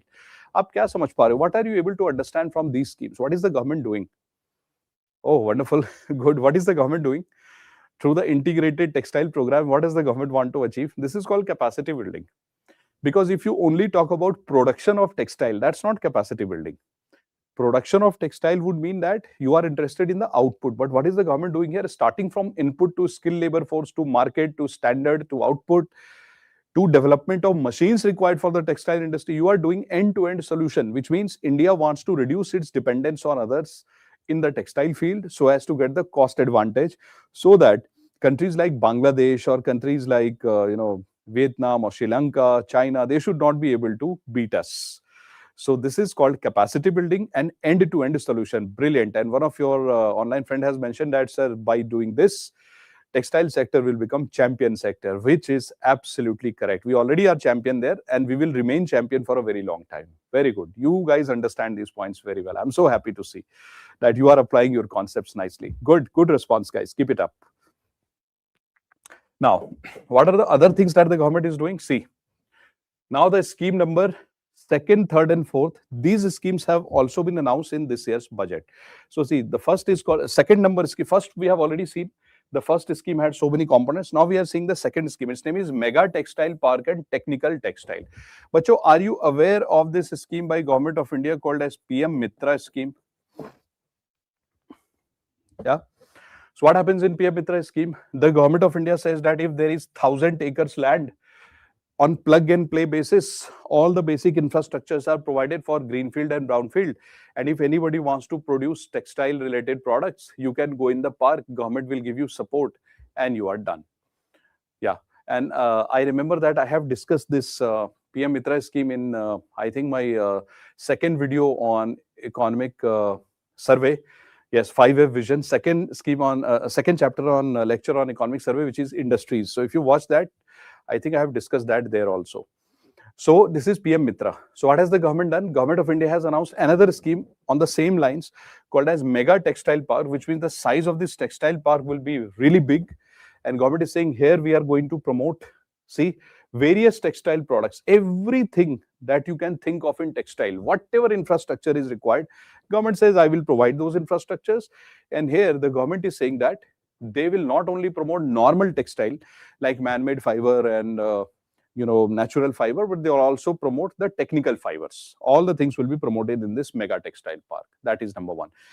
Details of these textile parks, I think the government will release in the coming months, but this information is available. Number two, Mahatma Gandhi Gram Swaraj Initiative. The moment you see the word Mahatma Gandhi, you understand that we are going to promote khadi, handloom, and handicraft, isn't it? So this is the, yes, this is the trick to remember it. So government is saying that they will promote khadi, handloom, and handicraft, and they will connect the production of this with one district, one product. Under one district, one product, what happens? Quick revision, bacho. So under one district, one product, every district of India is supposed to select a unique product. Right? They are supposed to select a unique product. Now, who helps the state government in finalizing all these things? DPIIT. So, state government is supposed to select a unique product, then DPIIT comes and helps you. And then what you can do is the central government releases funds. How much fund? Up to rupees 200 crore for each state. And what is the state supposed to do? The state is supposed to help in the production of these unique products, and then create a mall called as Ekta Mall or Unity Mall. What happens in a Unity Mall? In Unity Mall, the products that the state government has selected in terms of its unique products from each district, they are being displayed here. And in these, yes, in these Unity Malls, not only the product of a particular state, but the product of other states can also be displayed. Where do you open the Unity Mall? Mostly in the state capitals. And if a state, you can't open it in state capital, then you open it in any important city or town of your state. Right? And do we also see one district, one product kiosk on the railway station? Yes, on railway stations also it is available. So this is your one district, one product program. It is a part of Make in India. And what does the government of India do? The government of India, what they do is, they are saying that this Mahatma Gandhi Gram Swaraj initiative, under it, the government is promoting the manufacturing of khadi, handloom, handicraft, and they will connect this program with one district, one product, so that these khadi, handloom, and handicraft will not only be sold in India, but also sold outside India with a new focus. Yes. One station, one product, absolutely, with a new focus. Okay, and this whole concept is called vocal for local. Wonderful. Now you have export promotion measures for textile and allied sectors. So now see, what is the government of India saying here? Isko na, you have to listen to it carefully. So, bachcho, imagine that there is a textile company which is manufacturing this fiber. To manufacture, they are importing some of the inputs. Suppose that they are importing a machine, example, and the machine is used in this factory. And why are you using the machine? To create textile products. So now what government of India does is, suppose the price of this machine, bacho, is 100 rupees. The moment this machine comes in India, the government of India ideally should put a custom duty of 10 rupees, 10%, let's say, custom duties on this machine. So government of India says that anybody who is manufacturing textile, leather product, footwear, etc., government says, I will not take 10% from you. So what does the government do here? Government says, this custom duty, I'm not going to collect from you, but then you will have to do something for the government. So Government of India says that what you will have to do is, you will have to, in next 6 months, you will have to export this textile, and Government of India will give you a target that what should be your target value of the export, because government has given you some custom duty waiver. So government says, since I gave you the benefit of this 10 rupees, so I want that you should export slightly higher amount, and amount will be told by government, so that country can benefit. We can get more dollars, etc. Yes. So, but this export has to be achieved within 6 months. In 6 months, you have to achieve the export target. So now Government of India is saying that, it will be very unfair for our companies to be given a 6 months target. Why? Because there is trade war, there is global hostile situation. So government is increasing this 6 months to 12 months. So as you can see, 6 months to 12 months. So this is what the government has done. Okay.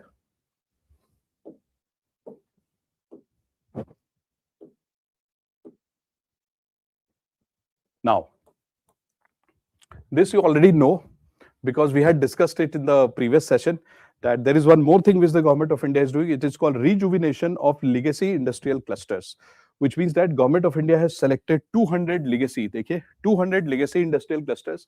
And I told you the meaning of legacy industries. Legacy industries means those industries which are conventionally very strong in India, which have developed over a period of time.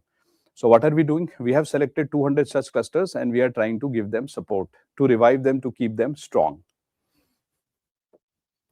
Now, creating champions, MSMEs, and supporting the micro enterprises. Yeah, cement industry, steel industry. So now, bacho, in your handout, you can see that the next is related to MSME. MSME ka to story I can tell you, so that you should be able to understand what is happening here. Dhyan se sune, bacho. It's very important that you know the story. So see, what the Government of India has done is, there is something which the government has proposed here. Government is saying that there are micro, small, and medium enterprises in MSMEs. Yes. Now, one of the things that Indian MSMEs have been doing is, all the MSMEs of India, mostly, not all, but mostly, they want to remain small. They want to remain either micro or small. Why? Because if they remain micro or small, they will continue to get more subsidy. So some of the people, who criticize the government policies, they also say that government has created the policy of MSME in such a way. Yes, the government has created the policies in such a way that it gives incentive to the MSMEs to remain small all the time. So we are not letting our MSMEs grow. There is a tendency that they will remain micro and small. So what has the Government of India done? Government of India is saying that what they are going to do is, see, textile industry is done. Now we are doing general MSME, okay?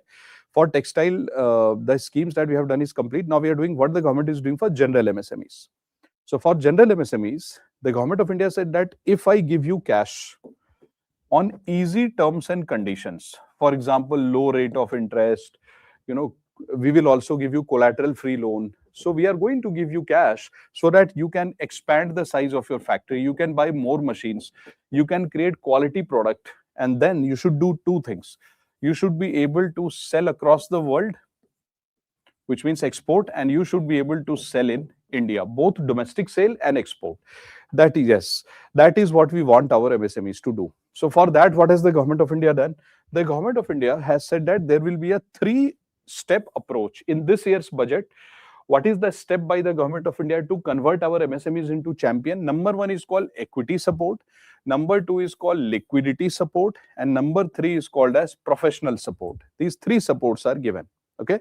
So what is the first support? The first support, which is called equity support. I'll tell you what government has done. So here, the Government of India is proposing to introduce a dedicated 10,000 crore SME growth fund. What is SME growth fund? SME means micro and small enterprise. Because government knows that this micro and small enterprise, on a voluntary basis, they want to remain micro and small. They don't want to grow. So government says, I will give you money to grow on easy terms and conditions. For that, government is planning to create a fund of 10,000 crore. Second, I'll explain this further, don't worry. First, let me tell you the basics. Second, The government of India had started a program in 2021 under Atmanirbhar Bharat called as Self-Reliant Fund India 50,000 crore.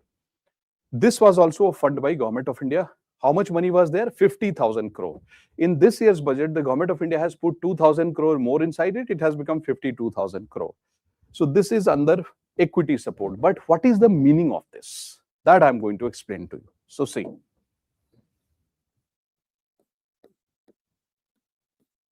This is Government of India.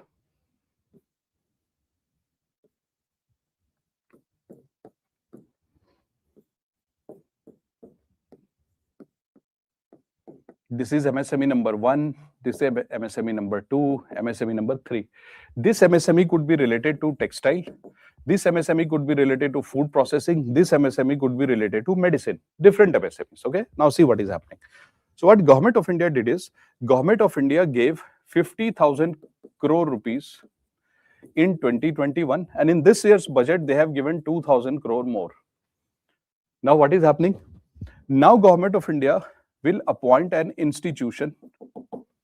The institution could be anybody. It could be, for example, let's say SIDBI, or it could be any institution for that matter, or Exim Bank. It could be anybody. So Government of India will appoint an institution. What will be the name of the institution? The name of this institution is Mother Fund. Okay, because this institution will manage the fund. So the Mother Fund will manage the fund. Now what will happen? Now here you will have alternate investment fund, banks. So what is this alternative investment funds? For example, venture capital, angel investor, you will have banks, you will have NBFCs, you will have various financial institutions. So now I'll give an example to you that how actually it is supposed to work. What is the government doing here? So see carefully. So for example, let's take the example of a bank. So let's say that this is HDFC Bank. Now, HDFC Bank is a financial institution, and this financial institution will be called as daughter fund. Who will be Mother Fund? Mother Fund is this fund which is managing this whole fund of the government. So government has given 50,000 crore rupees. This 50,000 crore rupees is being managed by an institution. This is called Mother Fund. And what is the daughter fund? So daughter fund are the financial institutions who are ultimately going to give the money to MSMEs. So now let us see the relation between them. So suppose this HDFC Bank approaches the Mother Fund. Mother Fund is, for example, let's say it's SIDBI. So now HDFC Bank will approach SIDBI, if SIDBI is the Mother Fund, and tell SIDBI that, SIDBI, can you give me 100 crore rupees? Rupees 100 crore. SIDBI will say, why? So now this HDFC will say that because I have to give loan to these textile related MSMEs. So what will SIDBI do? SIDBI will say, okay, now there is a rule. The rule is, if I give you 100 crore rupees HDFC, if you get 100 crore from me, then you have to multiply it with 2. So what is 100 multiplied by 2? 200 crore. Now HDFC has to give 200 crore rupees to various MSMEs. This is the funda. So what is the government doing? Now government is saying that I have given 2,000 crore rupees here extra. 50,000 crore given in 2021. Now 2,000 crore extra given. So now government is saying from here, if any financial institution will take money from here, whatever money they take, they have to multiply it with 2 and then they have to release it to the MSMEs. This is the funda of self-reliant fund which the government is using. This is also called as mother-daughter fund, but this rule of multiply by 2 is being used here. Okay, so explicitly you will not find this in budget, but this is how the scheme is working. But UPSC will ask you this. So see, if you simply read budget, what is written in the budget? I'll tell you what is written in the budget. But if you go by that, that will not help you in the exam. So this is the budget statement. Budget says self-reliant fund of 50,000 crore has been topped up by 2,000 crore. But it does not explain, because budget is not supposed to explain this. Budget is supposed to give you the new developments. So if you only read this from the budget, then it's not useful for us for the exam. So for the exam, we have to see the fine points, okay? Yeah. So what happens here in that case? In that case, multiplied by 2 and given to MSMEs. Why? Because the government of India is saying that since government is helping these financial institutions to give the loan, so government is saying, I also want you guys to contribute something from your pocket. And then government is saying, don't charge unnecessarily high rate of interest, charge a normal rate of interest, then you get your money back. And then these banks are also supposed to return the money of the government. Right? This is how it is done. So this is one example. Now, let's come back. So the first support given by Government of India is this support. I want to ask you one question. Aap mujhe batana. Don't you feel, bacho, if I ask you a simple thing, don't you feel that SDFC has taken money from the government and SDFC is giving the loan to the textile sector? Now, this textile sector is owned by this guy. This textile company is owned by this guy. So when the government, this SDFC bank gave 200 crore rupees to this guy does not return the money. Do you feel that government will leave SDFC bank? Or do you feel that SDFC bank will be motivated to give money like this? I don't feel so. Doesn't look like, because if SDFC is giving money there without any collateral, without any support, why will SDFC give the money? Yes, NPA. This is a problem. So what happens in this case? Yes, absolutely. You guys remember all the examples. I'm so happy. So now what happens in this case? In this case, the Government of India should do something. Yeah, Government of India should do something about these banks, and government should give them an assurance that, see, under this scheme, if the money is not coming back, I'll do something about you. I will not call it NPA, or even if it is becoming NPA, I will try to manage it by giving some funds. Something has to be done by the government. Otherwise, if I am the manager of the bank, I will never be motivated to do this, because then RBI will punish me. So in this budget, the Government of India has made a provision, and they are saying that if some banks are giving long-term loans for big projects like infrastructure, etc., yes, some credit guarantee will be given to the banks. Not for this scheme, but those kind of scheme where the amount is really big, 10,000 crore, 30,000 crore, something like that. So government is saying that we will give some guarantee to the bank that don't worry, you please give money to infrastructure, etc. We will take care of you. Something like that is being. I'll tell you about it. Okay. So, bacho, this is the equity support. Now the liquidity support. What is the liquidity support here? See, look carefully. So, bacho, imagine that this is one MSME. This MSME has sold, let's say, steel to this buyer. Who is this buyer? It's a corporate. It's a company. This company has got some steel from the MSME, but this company has not made the payment. This company is saying, I can't pay, I don't have money. So what does this MSME do? This MSME tells this company that, why don't you write a bill? So this company will write a bill. And this company will write, suppose the money that it is supposed to pay is 100 rupees. So this company will write, I can pay 100 rupees in 3 months. So what does this MSME do? MSME takes this and comes here and says, okay, let me take it. Now, there is one online platform called as TRADS, Trade Receivables and Discounting System. So, TRADS. Let's call it a promissory notes also. It could be commercial bill, promissory note. So now, this bill, the MSME is going to bring this bill on this online platform, like this. Here, RBI is regulating this online platform called TRADS. Now there will be bank, NBFCs, and other financial institutions. Yes, what will they do? This MSME will auction this bill here, and these banks, NBFCs, and financial institutions are going to place their bid. Bid means offer. So suppose this bank says, I can give 90 rupees, this bank says 95, this bank says 96. So what will MSME do? The MSME in our example will sell this bill to this guy. And this guy, 96 wala guy, will give 96 rupees to our MSMEs. So the requirement of fund for our MSMEs is taken care. Now what happens to this bill? Exactly after 3 months, this bill goes to this company, and the company makes a payment of 100 rupees to this financial institution. So this financial institution paid 96 to the MSME, and this financial institution received 100. So what is the gain for the financial institution? 4 rupees. Who manages this platform or who regulates this platform? This platform is regulated by RBI. This is how this system is running. All good so far? Now, the government of India last year has helped the MSMEs in collecting roughly around rupees 7 lakh crore through TREDS. So government has mentioned it that they have helped the MSMEs in recovering roughly around 7 lakh crore rupees like this method.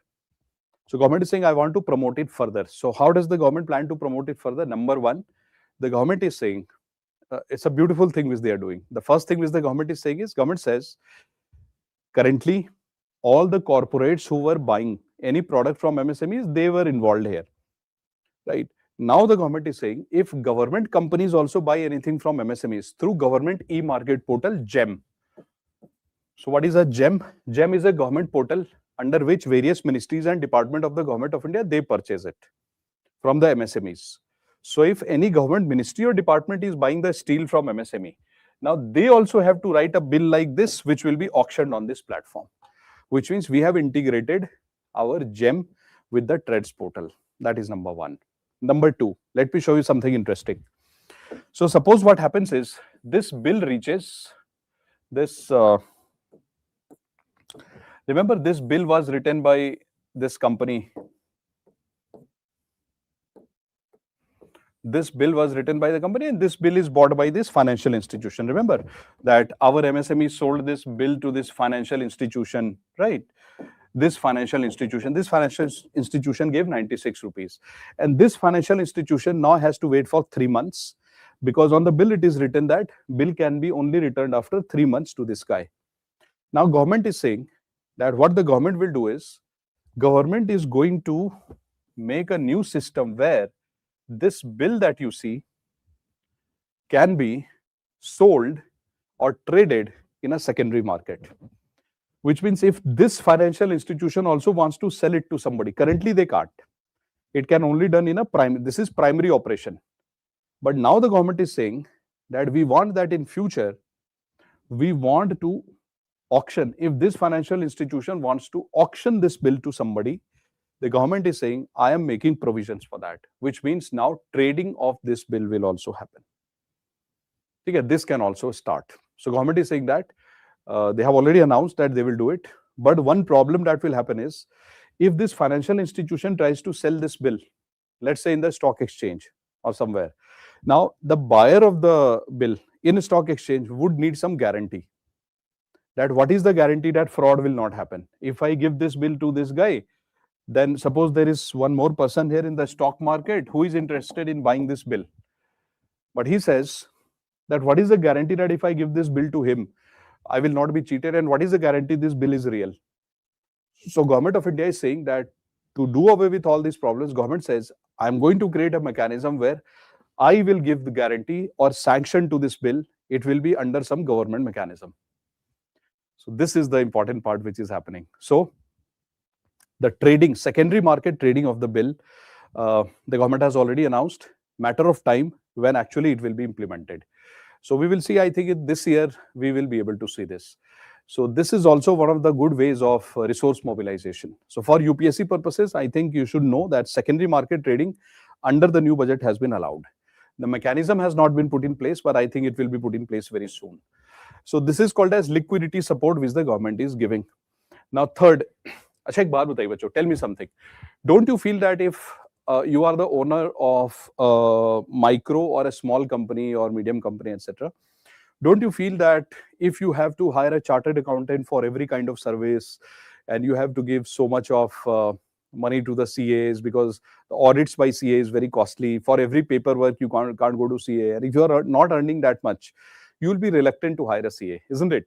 So government says that they are trying to launch some short-term courses which professionals, other finance professionals like company secretaries can also do, and they will be called as, now government is giving a good name, the government is saying that they will be called as Corporate Mitra. Corporate Mitra. So government is saying that it is called as corporate mitra, and they can help the MSMEs in fulfilling their obligations, paperwork, etc. So for everything, you don't need to go to a chartered accountant. Some other financial experts who are having the certificate of corporate mitra through a government program, corporate mitras will get the certificate and they can help the MSMEs. So if you are MSME, you can go to corporate mitra also. All right, cool. Now, so bachcho, let's go back to our first slide and let us see what we are studying. Dekhiye. So what are we studying? We are studying the first point. The first is called sustaining economic growth. In sustaining economic growth, we have done the number one, which is scaling up 7 strategic and frontier sector. Number 2, boost the MSMEs, threefold strategy. We have done the threefold strategy, right? Now, next is emphasis on service sector, then financial sector, and then farmer. So this will complete our first point. So let us do that.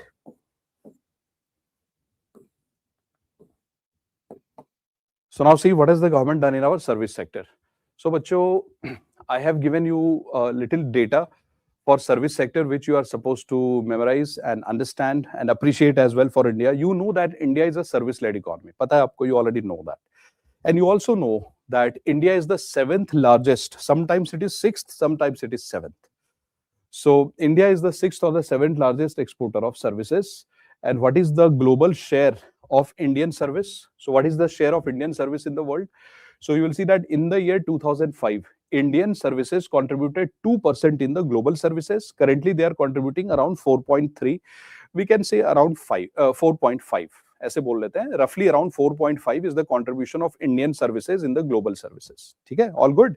Now, see what is the government of India doing. Now, government of India is saying that there will be a committee which will be created, so far not yet created, but government says a high-powered education to employment and enterprise standing committee.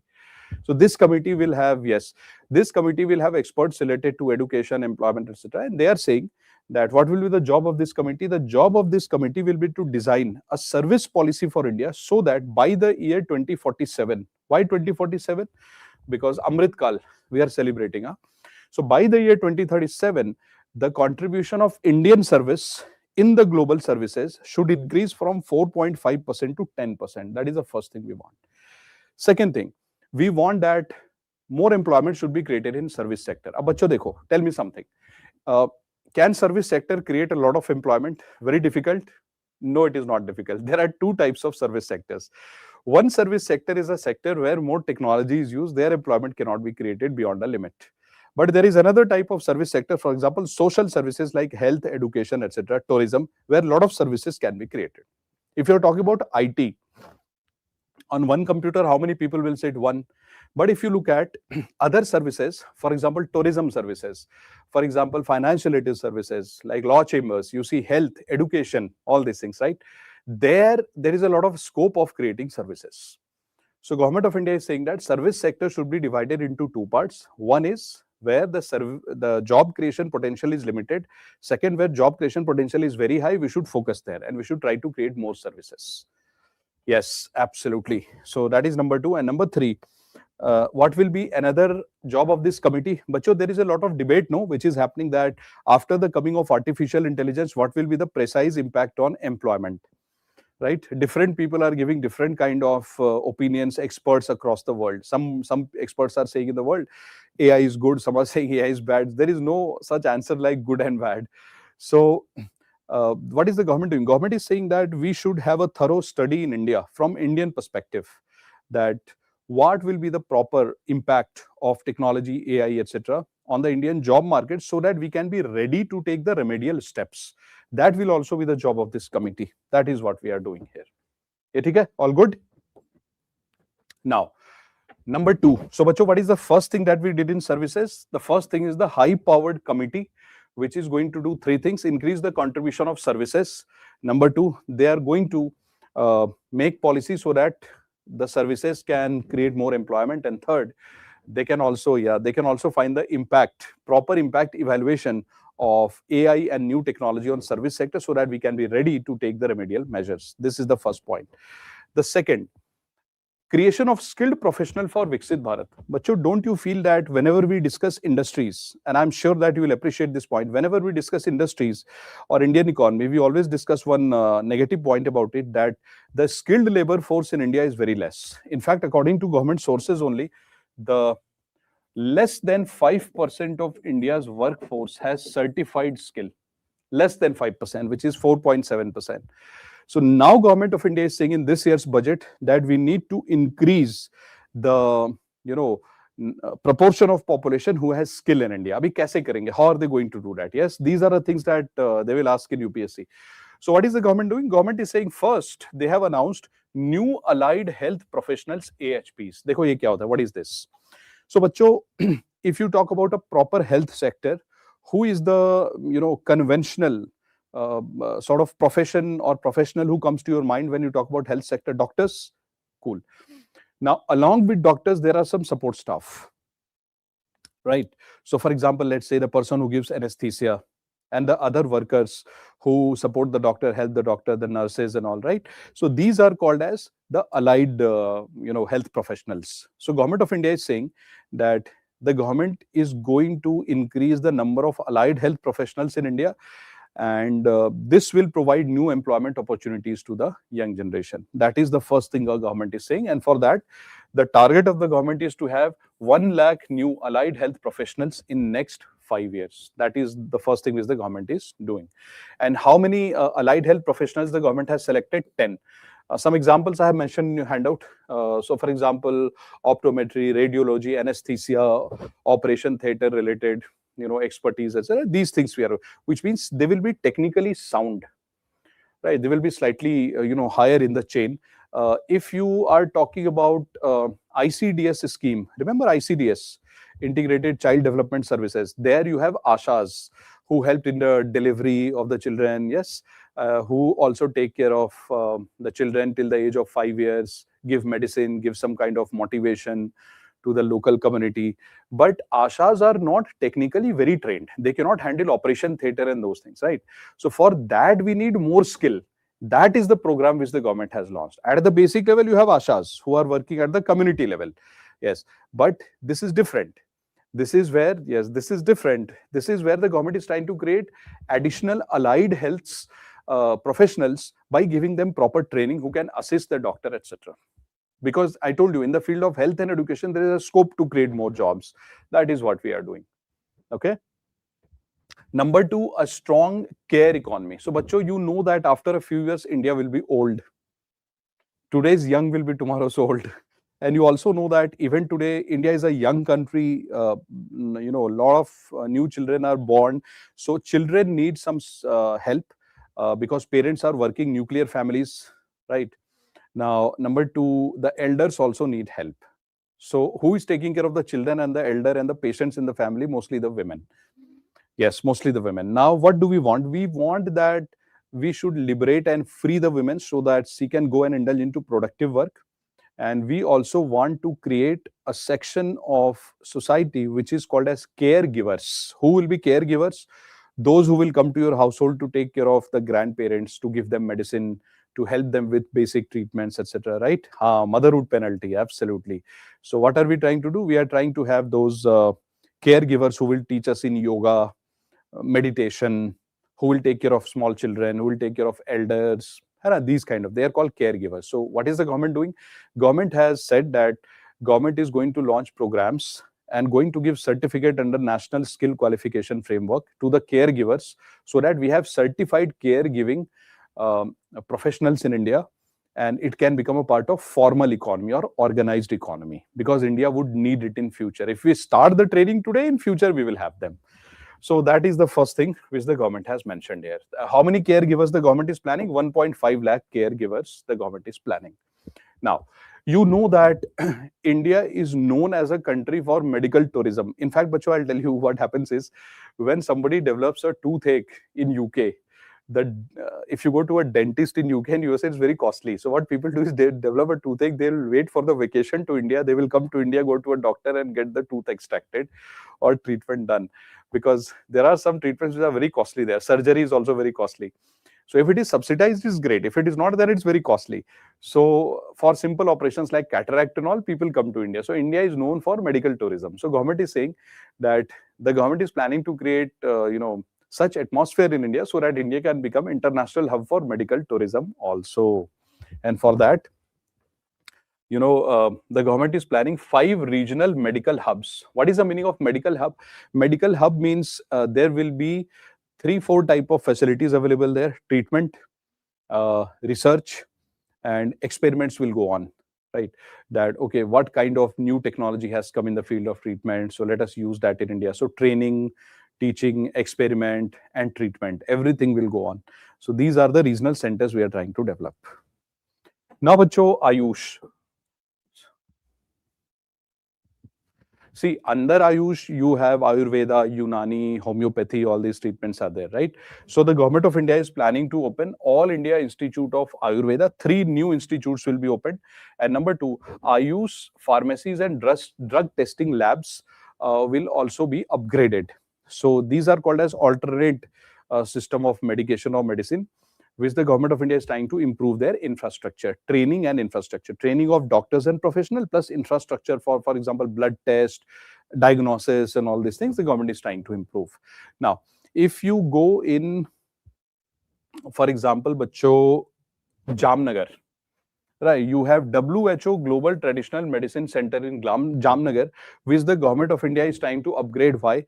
Because there is original research related to medicine treatment of Ayush, which goes on this institute. So government is trying to upgrade them. ये आपसे exam में पूछ सकते हैं. They can ask you this question in UPSC, that where is the institute of WHO Global Traditional Medicine Center in India related to Ayush? It is in Jamnagar. So these basic things can be asked. Yeah, Gujarat, absolutely. Now, in service sector, you must have seen by now a lot of news related to orange economy. देखा होगा, you would have definitely seen that. So, if somebody will ask you the question that what is orange economy, what will you answer? Orange economy means creative economy, isn't it? Orange economy. So the first thing that you should know about orange economy is this term was created by Colombian president actually. Like, so Colombian President Marquez and its cultural minister, Philip, they actually wrote a book, which is The Orange Economy and Infinite Opportunity. There they use the term for the first time. Absolutely. So what is the meaning of orange economy? See, the meaning of orange economy is that whatever activity you are doing, if it is based out of creativity, for example, or promotes some aspect of culture or some talents. For example, let's say that somebody talks about music, art, craft, or let's say wants to promote financial literacy, wants to promote coding, isn't it? Or somebody wants to promote the different type of languages, food habits in India, etc., through digital medium, etc. So that you call as orange economy. So orange economy is not something which is very specific, but it promotes any aspect of creativity, culture, or any practices that is there in the conventional sense in a particular geography. So for example, let's say that in some country there is some specific dance forms which is very popular, etc. They will promote it. So that is your orange economy. Now, what has the government of India done? Ye dekho, government of India has identified a few things like animation, gaming, film, music, design, digital content, as one of your friends said. And what is the government doing? Government is has given the responsibility to Indian Institute of Creative Technology, Mumbai, to come up with AVGC Content Creator Lab. So what is the government doing? Government is saying that since it is the era of, jaise bachcho, few decades back was the era of globalization. At that time, when somebody used to say, is globalization good or bad? I mean, that's an irrelevant question because globalization is the reality of life. Similarly, today, if somebody says, is orange economy good or bad? It's not about good or bad. It's about using the orange economy in order to harness the talent and in a positive sense contributing in the growth of the economy. So what is the government trying to do? Government is saying that if in the orange economy something is creating a positive impact, like giving information about let's say food, medicine, financial literacy, culture, art, craft, music, so government says why not integrate it in school and colleges? Yes, that is what the government is doing. So it's not about good or bad. Even if you call it bad, then orange economy is not going to go away. It is going to be there, right? So that is what the government is saying. So government is saying that these 15,000 secondary schools and 500 colleges, they will have integration with the orange economy, where some sort of training will be given to students about how to use creativity through digital medium to reach a wider audience. Not design. But you understand that starting from aircraft to automobile to buildings, etc., any kind of activity that I have just named, it requires very sophisticated and complicated designing. And don't you feel that India should also have some amazing designing institutions? We already have quite a lot of designing institutions, but yeah, to chip making, we should have more of designing institutions. That is what the government of India is saying, that we will have more designing institutions in India as well. Now, next is related to education. Education, there are three things which I will explain in the form of a story to you, which I found to be very interesting. So the first is university township. The second is astrophysics and astronomy. So government says they will promote astrophysics and astronomy. This is simple, but this university township I want to explain to you. So see. So bacho, if you take this as a map of India, right? Now, you know that along the Golden Quadrilateral, we have established something called industrial corridor. We have already established, along Golden Quadrilateral, industrial corridor. Now, in this industrial corridor, the government of India is giving the best of infrastructure facilities so that industries can get basic infrastructure to establish production units. So, for example, let's say road, railway, inland waterway, electricity, waste management, all these facilities are given here. Now, government is saying that what they want to do is, along with these industrial corridors also, they want to dedicate a piece of land like this. For example, let's say if you go to Noida, you see there is something called as Knowledge Park in Noida. So what will you get in knowledge? Also, for example, a lot of universities, colleges, skill training institutions are there. So government wants to create dedicated places like that near the industrial townships, and then launch a lot of universities, program courses, so that there is an interaction between industry and academics, because that interaction is missing in India. That is what they are trying to do. SIGO, they are calling it as, university townships. Yes, it is in Greater Noida, absolutely. So this is what the government wants to do. The next part is tourism. In tourism, what is the government saying? Government is trying to set up National Institute of Hospitality. Why? आपको पता है बच्चों, what is one of the biggest problems in the economy and society? One of the biggest problem is, आप सोच के देखो, think about it. One of the biggest problem is, I am a young generation, job seeker who is looking for a job. I have been trained in certain skill in my school and college. But when I apply for a job, the company says that whatever skill you have and whatever skill the company wants does not match. It is called structural unemployment, right? Industry academia partnership. So now what is happening is, whom do I blame? Shall I blame industry? Shall I blame my parents? Shall I blame government? Whom should I blame?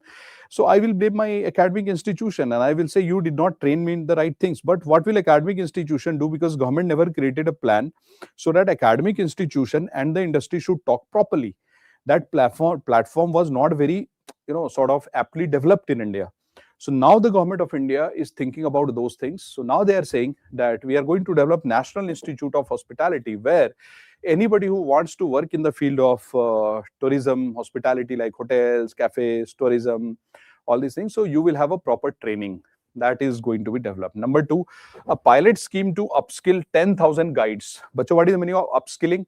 Suppose you go to Varanasi, you go to any part of India, you go to south of India like Madurai, you will see that there would be some local guides who will help you to understand the local history, geography, etc. But they are not aptly trained. So government is saying that we'll make them more sensitive, give them proper training so that they can also get good salaries, right? This is what I'll do. Now, there is one more thing which is happening, Bacho. You know that today itself, I think, somebody of a very high caliber from BlackRock, they have praised India by saying that India does not even realize how far India has gone in the field of digital education. So they are saying that in the field of digital economy, etc., India has made a decent amount of progress. And they have said today itself, as I was coming to take a class, I was just reading some news article where I saw this, that today one statement has been made, and India has immense potential because India has already taken some risky steps in the field of digital economy. If used properly, India can be a global leader and pioneer. Now, what is the government doing? Government is also trying to create in the field of tourism sort of digital library where all the important places of tourism and the guides and everything will be available. So if you are a foreigner, if you are an Indian, you want to travel, you want to tour different parts of India, etc., you just need to look at the mobile app or the portal and you can find the information and do that, right? So if the government is able to maintain it properly, so I think it's going to help us in future, because this type of digital repository, it helps in streamlining the process. Some tourists want to come to India, they will not be confused, right? It's good for safety, security, everything, right? So that is also one of the things.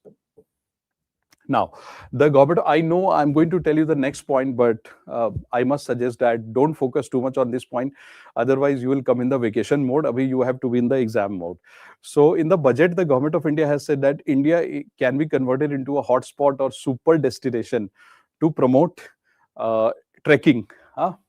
So they are saying that trekking and hiking, India can be converted into a great destination. But bacho, don't be emotional. Don't go in the vacation mode.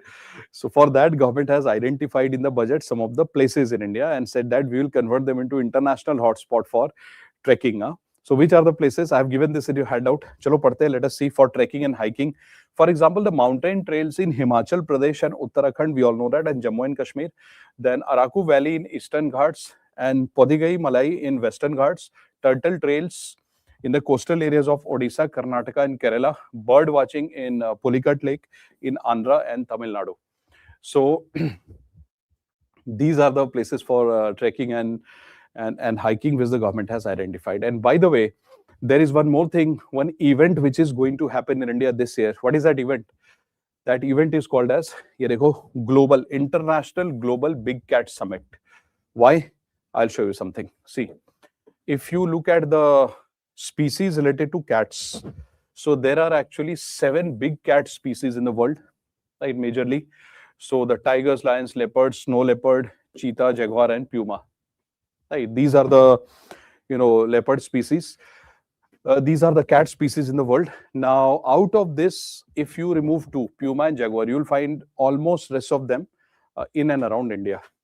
All right. So now, what is the government saying? The government of India actually was the main reason for creation of this international organization called as Global Big Cat Alliance, International Big Cat Alliance 2024.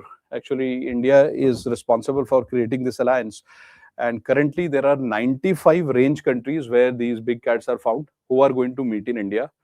And they are going to have a summit and they will discuss how to conserve, how to, save them, because a lot of tourism is increasing. Along with tourism, you have to protect nature also. So that is what they are planning to do. Now, there is heritage and culture tourism. So what is the government doing? Government is going to develop 15 archaeological sites. Ab dekho, this is factual. 15 archaeological sites. For example, Lothal, Dholavira, Rakigiri, then Arichalur, Sarnath, Hastinapur, Leh. All these places the government of India has identified to promote culture and heritage-based tourism. So, bacho, you should memorize these places. And as I told you that the first session of the budget which I took with you was the theme, which was conceptual. The second session was related to the fiscal aspects, where we discussed the numbers and tried to simplify the numbers and try to understand the trend. This session is about the micro details.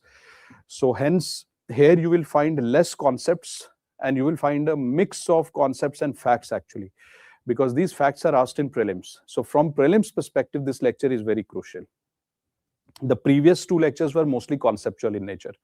Yeah, so today is the fine print day, hence these things will be there. And since you are preparing for UPSC and you are going to be a future policy maker of India, it is expected that you should know these things.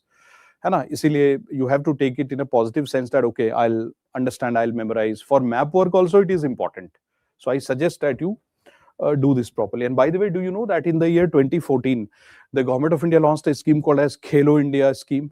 yeah, where we are promoting sports in schools, etc. So now the government of India has launched a mission called as Khelo India Mission, where we are trying to develop a sports culture in a mission mode, in a time-bound manner, with precise targets. Okay, so that also we are trying to do. That also comes in service. Okay, so now we are coming to the important area called as finance. Ab dekho, what is the government doing in finance? Yes, National Khel Niti. So what is the government doing in finance? See, the first thing, abhi main aapko batata hu, I'll tell you something interesting. You see, why is finance important? Dekho, because there are some people who save money. Then there is financial market. What is financial market? Like money market, capital market, right?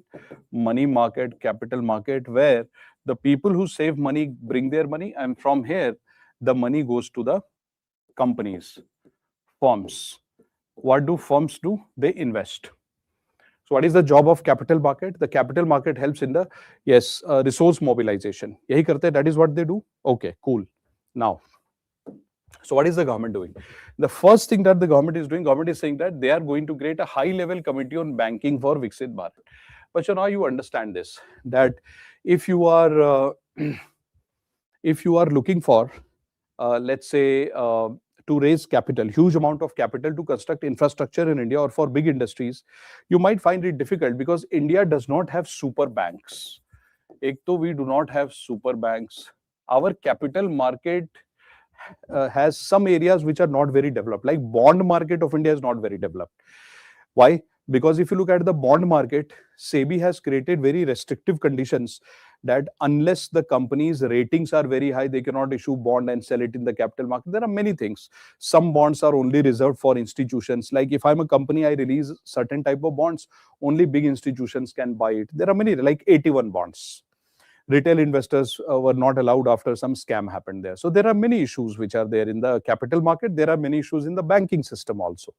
Right, our banking system normally used to suffer from NPA, so they have become very sort of careful and little conservative also. So the issues are there.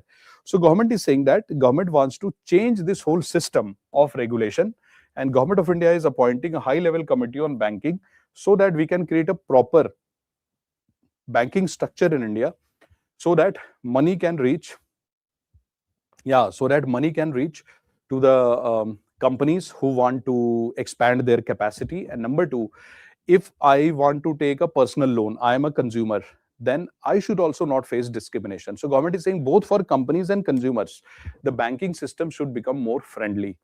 So that is what they are going to do first. So which means financial inclusion will be improved. Number two, NBFCs for Viksit Bharat. But so what is NBFC? I'll tell you. So whenever we feel that our banking system, so dekhiye, from where do we get resources? First is capital market, second is bank.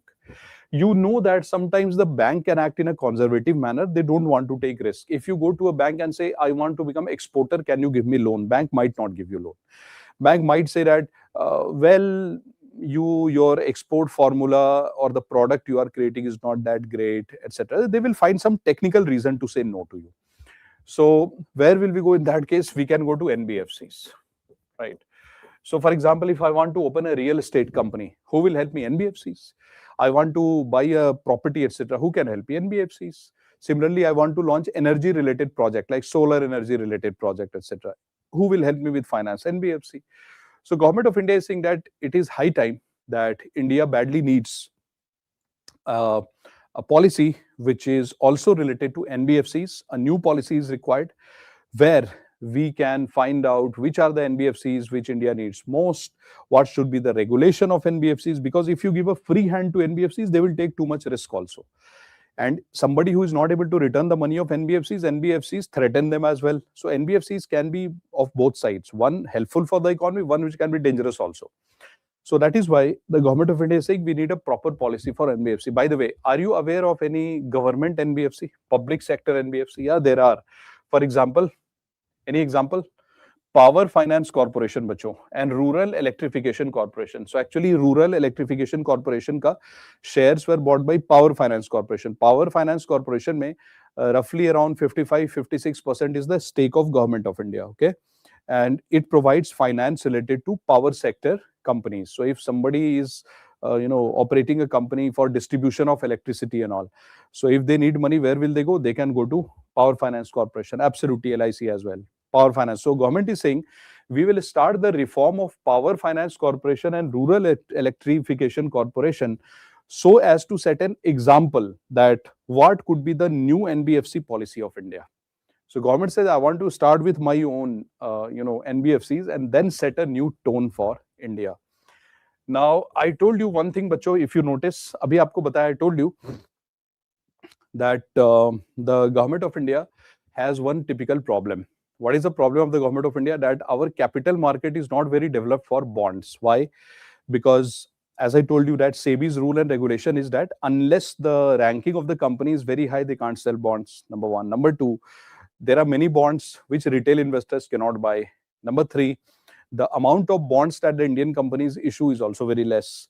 So there are many challenges related to bond market, but bonds and shares both should be developed in a capital market. So what is the new policy of government of India? The government of India has introduced something called as, ye dekhe, this is very interesting, total return swaps, right?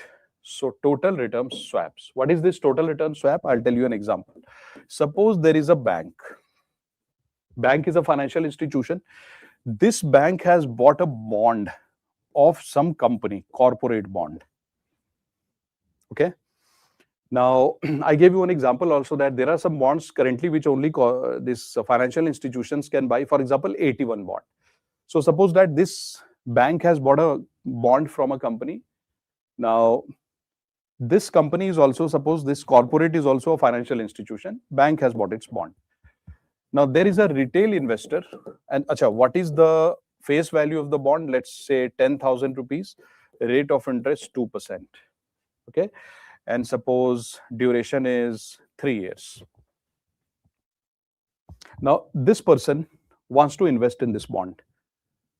But there could be two reasons. One, this person says, I don't want to get into technicalities, number one. And number two, this person says that this bond is technically not available for me. That could also be possible. So either it is not available, or the person says, I don't want to invest because if I invest, I'll have to maintain, open Demat account, then do the accounting, etc. I don't want the headaches. So what can this person do? This person can contact the bank and pay 10,000 rupees for this bond and start getting rate of interest 2%. Right? He can do that. So for example, for 3 years, this person can keep getting rate of interest. He has paid 10,000 rupees. After 3 years, what will happen? This person will get back his 10,000 rupees. He has already earned rate of interest. And who keeps the bond? The bank. So actually, the investor of the bond is the bank. The bank keeps this bond. See, the bank keeps the bond. But this person behaves as if he has bought the bond, whereas he is physically not having the bond, neither in the Demat account. What is this person doing? The bank is holding this bond and the person is just paying the money to the bank, the face value, and getting the rate of interest. And what is the bank getting in all this? A commission, a fee. So either the bank will charge one commission from this guy, one-time commission, or regular payments. Like whenever there is interest payout, the bank will say, I need my cut. This is possible. So this is what this budget has also proposed, that this could also be one of the methods through which the retail investors, etc., could participate in the bond market. This is one of the methods. Okay. So this is one. Now there is something called municipal bond. If anybody is from Bangalore, you must be knowing this. Yeah. So Bangalore was the first city, right, majorly which introduced the municipal bonds in India for the construction of roads. Yes.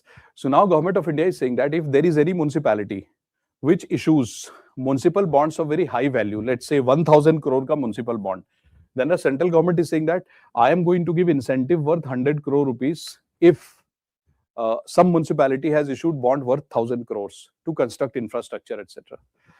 Currently, the rule was that if somebody issues a bond, some municipality issues a bond of 200 crore rupees, then the center used to give them some incentive. Now, center is saying if you issue that 200 crore wala scheme also continues.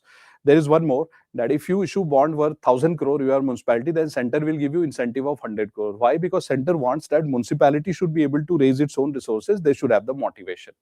That is what they are doing. to motivate the municipality. Now, there is one tax reform which you have to do. Ye wala karna hai. You will have to do this, okay? So what is this tax reform, bacho? This tax reform is, see, security transaction tax. I am sure you would have studied security transaction tax. So whenever you buy and sell shares, bonds, debentures, etc., or derivatives, you know that Government of India keeps an eye over you, and Government of India says, I need my tax. So in this budget, there have been some changes in the security transaction tax. Yeah, so this is the table which I have created for you, which will help you to understand the new changes actually in the security transaction tax. So see, so look at intraday trade. So bacho, I'll give an example to you. Suppose that this is a share with me. So I sell you the share and you immediately sell it to somebody within 24 hours. So what does the Government of India tell you? Government of India says this is called as intraday trade. Okay. So in intraday trade, who pays the security transaction tax? The seller. So if I am selling this to you, and how did I get this? I got this like few hours back, 2 hours back, and now I'm selling this to you. So I will have to pay this tax to the Government of India, security transaction tax. So देखो यहाँ पे table में I have mentioned, if you open your handout, that who pays this intraday transaction tax, security transaction tax paid by seller 0.025%. Whatever is the value of the share, उसका 0.025%. Okay, that's number one. Number two, if suppose that I bought this share 2 days back from a company and I'm selling this share to you, matlab after 2 days. So this is called as delivery based model. This is not intraday because it is not within 24 hours. This is delivery based. Now I'm selling you the share. So you are the buyer, I'm the seller. So who will pay the security transaction tax? In delivery based model, 0.1% by me, 0.1% by you. Buyer and the seller both. 0.1%, 0.1%. Okay. The third is futures. So what are derivatives? So for example, let's say I have a piece of gold in my pocket and I wrote a contract that if you decide to buy gold from me, I am ready to sell you the gold, right, after 1 week. So there is gold in my pocket and I'm writing a piece of paper. When I'm writing, I have 10 gram gold, I'll sell it to you after 1 week. And I will also mention a price that if you are ready to sign the contract with me, you and I, then we can have the transaction of gold at a certain price in future. That price is called strike price. So today, we will not exchange this paper. Today, we will sign a contract. I am going to keep one piece of paper. You are going to keep one piece of paper. Where what will be written? That gold is there with me today, but after 5 days, I'll give you the gold at a fixed price. So this is called derivative, and this is called as the underlying asset. Gold is the underlying asset. So now, if we sign these kind of derivatives, there are various types of derivatives. Yes, futures, options, right, forwards. There are many kind of derivatives. So whenever somebody creates a derivative called future, they say, I have created this piece of paper called as futures, and I am selling it to you, and I'm telling you I'll deliver you the gold after some time. I'm selling it to you. If it is futures, the derivative, then the seller has to pay, tax, security transaction tax of 0.05% of the value of the future. Earlier it was 0.02%. Now it has been increased. Dekho, futures ka it has been increased. Similarly, there is a derivative called options. So the Government of India has changed in the budget the security transaction tax for options also. For option, what is the rule? The rule for the option is, if I create this document called option and I tell you that I will sell you the gold in future, etc. If I am the creator of this piece of paper called option, then I am called the seller. So whatever is the value of the option, if I've just created it, then it is, how much security transaction tax I have to pay? The seller 0.15%. Buyer does not have to pay it. You don't have to pay. I have to pay. I am the creator. But you are the buyer of this contract. So after 5 days, you come to me and tell me that, hey, you said you will give me gold, now give me gold. So if you actually use this option, you, the buyer, then after 5 days, when you actually use this option, it is called option exercised.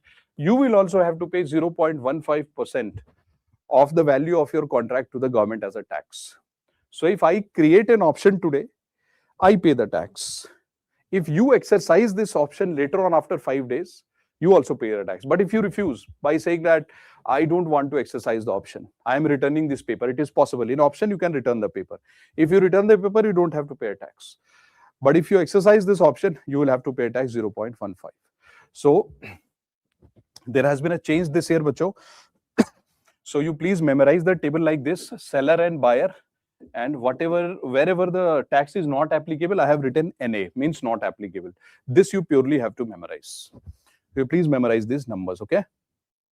So now what have we done? We have so far been able to do the government steps which is mentioned in the budget, which is related to the first part only, where the government is saying that we should have a strong growth which should be more consistent.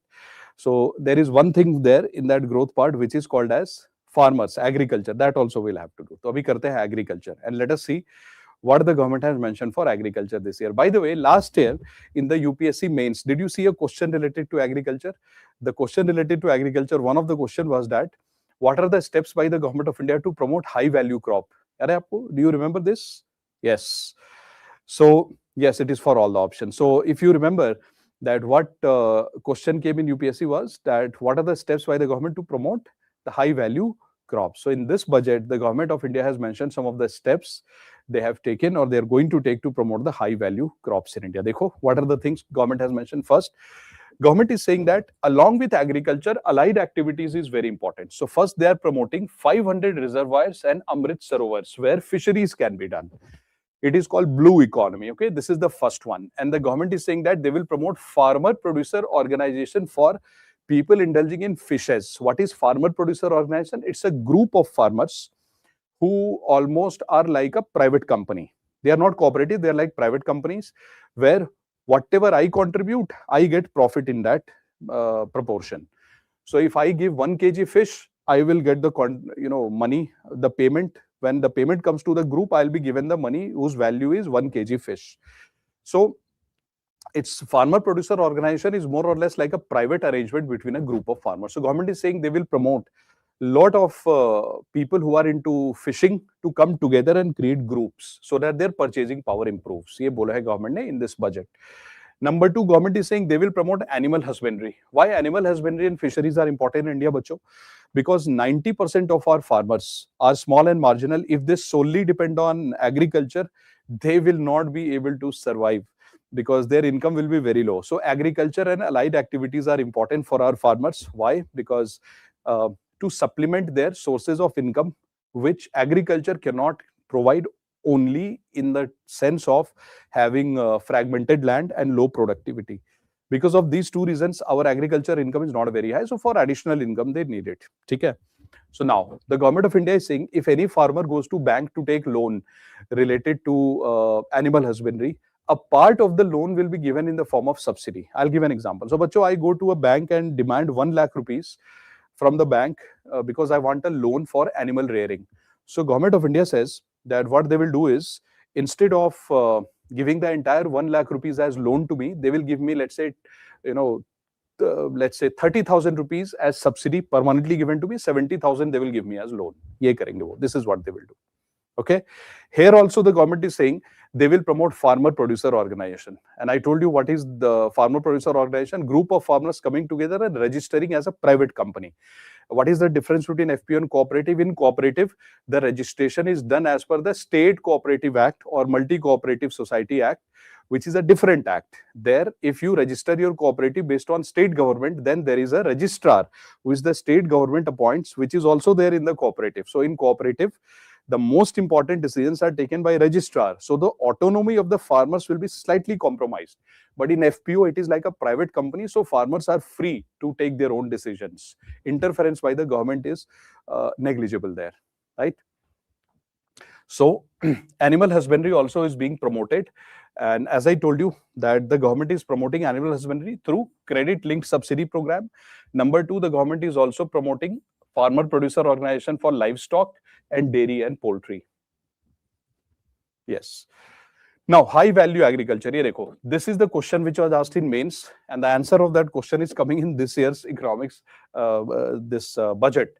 So what is the government saying? Government is saying there are some high value crops in India like coconut, sandalwood, cocoa, cashew, agar trees, then almonds, walnuts, pine. Right. So what is the government doing? Government is saying that they want to promote all these things because these are high value crop. It will give more income to the farmer. So for example, to promote this, what is the government doing? Promoting coconut promotion scheme. This is the scheme which the government is launching. India cashew and Indian cocoa and sandalwood system and cultivation of walnut, almond and pine. These are the steps which government has taken in in this year's budget to promote the production of high value crops. And absolutely you are right. If you have agriculture optional, geography optional, or even for that matter in general studies paper also related to geography and agriculture and economics, you can use this as an example. These are the examples which I have extracted from the budget. Now there is another scheme which is Bharat Vistar, which is virtually integrated system to access agriculture resources. देखो ये what is Bharat Vistar? In Bharat Vistar, government is using Agri Stack and AI to boost productivity. मैं आपको example लेता हूँ. I'm going to give you example. See. So there is a program by Government of India called as Digital Agriculture Mission.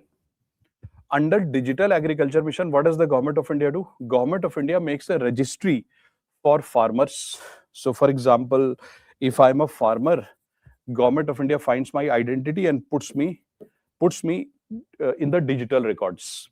Number two, the land that I have. So Government of India takes the record of my land and connects my name with my land. Number three, in the village, the Government of India does the cadastral mapping, which means they will go to various streets in the village, road to road, street to street, and they will map that who am I as a farmer, where is my agricultural field, and where is my pond, on which street do I live. So that is the cadastral mapping. That is also done by Government of India, village mapping.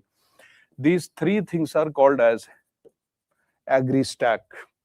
After that, what does the Government of India do? After this, all the schemes of Government of India which are connected to farmers, Government of India collects the data, which whatever scheme is applicable in India, government collects the data, and this data is put in the app. Because different ministries of the government, they have launched different kind of schemes for agriculture. So all the ministries, whatever scheme they are running, they collate the data together and put this in the form of app. Number two, they create another data set for all the schemes which is being run in the field of agriculture, and these schemes are related to land benefits. For example, if there is a scheme related to irrigation, that is called as scheme related to land benefit. So Government of India creates another data set for it. The first data set, all the schemes related to land, water, all the schemes related to skill development, whatever is being given to farmer, every data is there. But in the second data set, only the land-based schemes data is available. Now, what is the Government of India doing using that? Now the Government of India, since they already have the idea about your farmland, your village and who you are, Government of India will collect pictures of your crop regularly. Right, regularly they are going to collect the pictures of your crops from the satellites. And then the Government of India also creates a mechanism to put all this data together. So the benefits that the government is giving you in the form of various ministries ka scheme, they collect the data, land-based data, then they collect the pictures of your crop and they put it in an app, a data set. And they already have an idea about you, that who you are, where is your agriculture field, where is your pond. This is called Digital Agriculture Mission, and this is called Agri-Stack. So yes, so Government of India collects all these details from you. After this, imagine if you go to buy a fertilizer from Government of India, don't you think that they already have the soil health card for you, because the soil related data is available here and they know what is the condition of your soil, etc.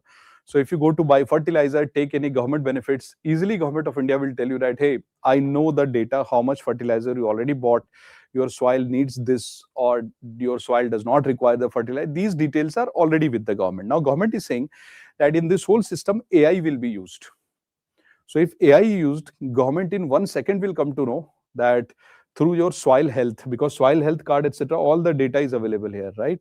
All your data is there. So government will easily know through AI that what exactly is required for your soil. So if you go to buy fertilizer, they can easily give it to you. These are the things which the government has mentioned in the budget, that digital agriculture mission will also be connected to this agri stack and AI. So digital agriculture mission to be integrated with AI platform so that you can get better results and better targeting. This is what the government has mentioned. Okay, so bachcho, now we go to the next part. See this. So this was the first one, which talks about the pillars of growth, sustaining economic growth. This is complete. Now we go to the second part, which is strengthening the foundation of growth. Now, as I told you, that the content from this lecture will be asked in prelims and mains both. So you will have to do it with a lot of patience so that you are able to extract the right kind of information to be used in exam. Now, this is a very filtered version of the budget that you are studying. So if you study the budget not from UPSC perspective, but from populist perspective, फिर तो budget will become almost even more lengthier than this. But from UPSC perspective, it is full of information. As I told you, today is the fine print. So you cannot escape the fine print. You have to be ready for the exam using these fine prints. So let's go to the next part, which says strengthening the foundation of growth. This is relatively simpler. So let me show you that how the government of India is creating foundation in the field of infrastructure. देखिए.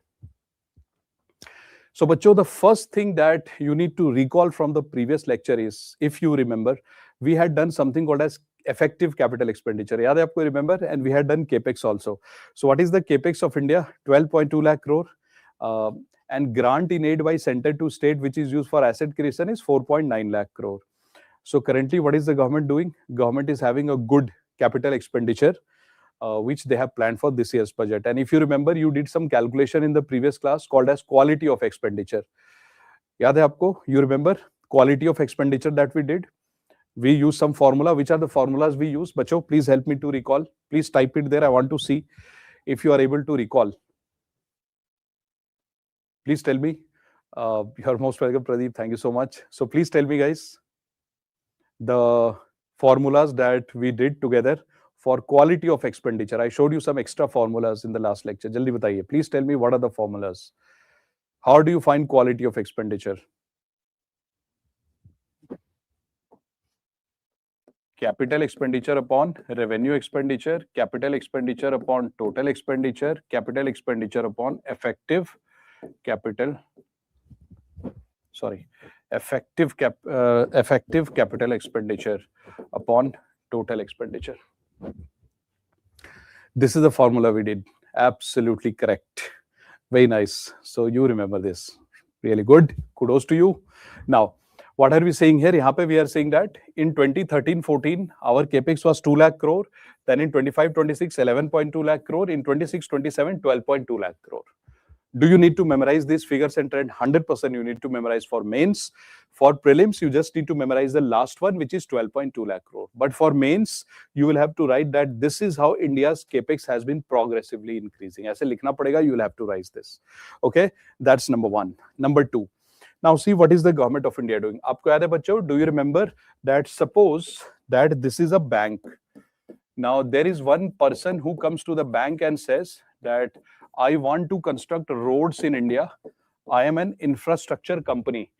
And this person is saying that, can you give me loan? Now bank is little scared. Dekho, this is the bank manager. The bank manager is little scared to give the loan because he says, what is the guarantee that you will return my loan? Hana, because there are many people in India who took the loan from SBI and they left India. They are in various other countries of the world. So the government of India, thought that if these investors who are in the field of infrastructure development, they come to the bank and ask for loans, sometimes the bank says, I'm little reluctant because God knows what will happen. So government is saying, don't worry. From this budget, government is saying, government is going to give some guarantee to the bank that you don't be scared. You give loan to these people. If everything is fair, paperwork is fine, the loans are given in an ethical manner, then I will support you. If anything wrong also happens, I'll support you. So what is the government doing? Government has set up an infrastructure risk fund, which is giving guarantee to Yes, so which is giving guarantee to the bank so that the bank can give more loan for infrastructure related projects. Now, this part you see, please, it's very important. Real estate investment trust. The answer देखिए, what is this? Real estate investment trust. So, बच्चों, imagine that this is BSNL. Okay. Now, BSNL has a building office which requires a lot of repair because there are so many machines there. Here, देखो, these are machines related to communication. This is communication tower also. And this requires some repair. But BSNL is running in loss. It does not have money. So what is the jugaad? Now the jugaad is you take this building of BSNL, you give this building of BSNL to a trust. So create a trust, register a trust, and you give this BSNL building to the trust. And tell everyone that this BSNL building has been transferred for care and maintenance to a trust. Now,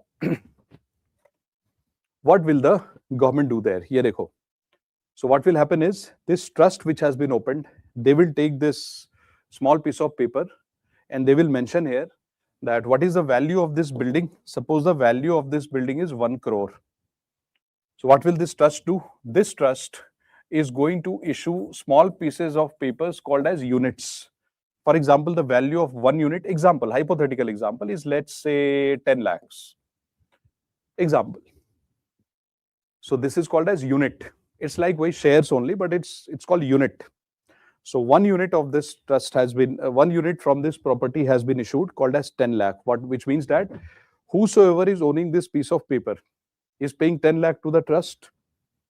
And if I'm owning this piece of paper or you are owning this piece of paper by paying 10 lakh, means from this property, some part of the property is owned by you now. So now what will happen is, how many pieces of papers like this will be sold? 10. So aise karke there will be 10 pieces of papers, right? Now what will happen is, when you pay 10 lakh, this trust will get 1 crore rupees. What will the trust do with this 1 crore? They'll repair and maintain this building. And then they will give this mobile tower on rent to, let's say, Jio. And who will get the rent? BSNL will get the rent. And the money that they are getting in the form of rent, from that rent, they are going to give a small part of that rent to you also, because you are an investor. So let's say that they got a lot of profit. From that profit, they'll share something with you. So they will share, let's say, 100 rupees to you or 10,000 rupees to you, all of you. This is the way you earn. Right. So what is this? This is real estate. And in this real estate, there are many investors now, indirectly. So this whole concept is called as Real Estate Investment Trust, REITs. Similarly, if you replace the word building here, replace it with government road, it will be called as Real Estate Investment Trust, Infrastructure Investment Trust. When you take a building, it is real estate. When you don't take a building, it's INVIT, Infrastructure Investment Trust. So what has the government said? Government has said that the public sector enterprises, government companies can actually do these things now. Government companies can do this. So government has said the public sector companies can take their properties and open REITs, can open trust and sell the units to the public. Yeah, this is that concept. Now, bachcho, in India, look at the map of India. Ye dekhiye, this is the map of India. You know this, that there are 2 freight corridors which have been created in India. So one is the Eastern Dedicated Freight Corridor, DFC, and one is the Western Dedicated Freight Corridor. What are these freight corridors? These freight corridors are actually railway lines, network of railway lines which carry the cargo. Right? They carry this cargo. How did we create this freight corridor? It's a collaboration between India plus World Bank, and this is a collaboration between India plus Japan. This is almost functional now. What has happened because of this freight corridor? All the scattered trains of India, cargo trains of India, which were scattered, 70% of them, the scattered cargo now is moving along this corridor. Which means that whatever railway tracks, you see, this railway track was used for both passenger plus goods. But now the goods wala railway track, what has happened? It has shifted to this freight corridor. So this railway track is free now. Free for which train? Free for passenger train, because freight though is being carried in this track. So now this track is free so that more passenger train can run, right? Earlier on the same track, both passenger and goods train were running. Government of India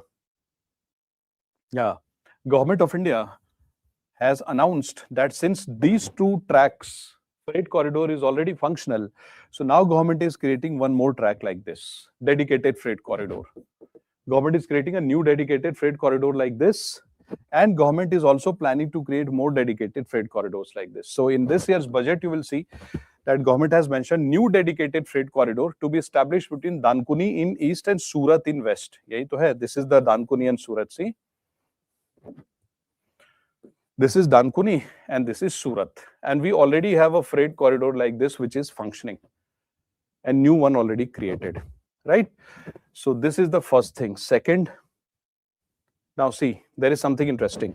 Now here the government of India is saying that, look at this, coastal cargo promotion scheme.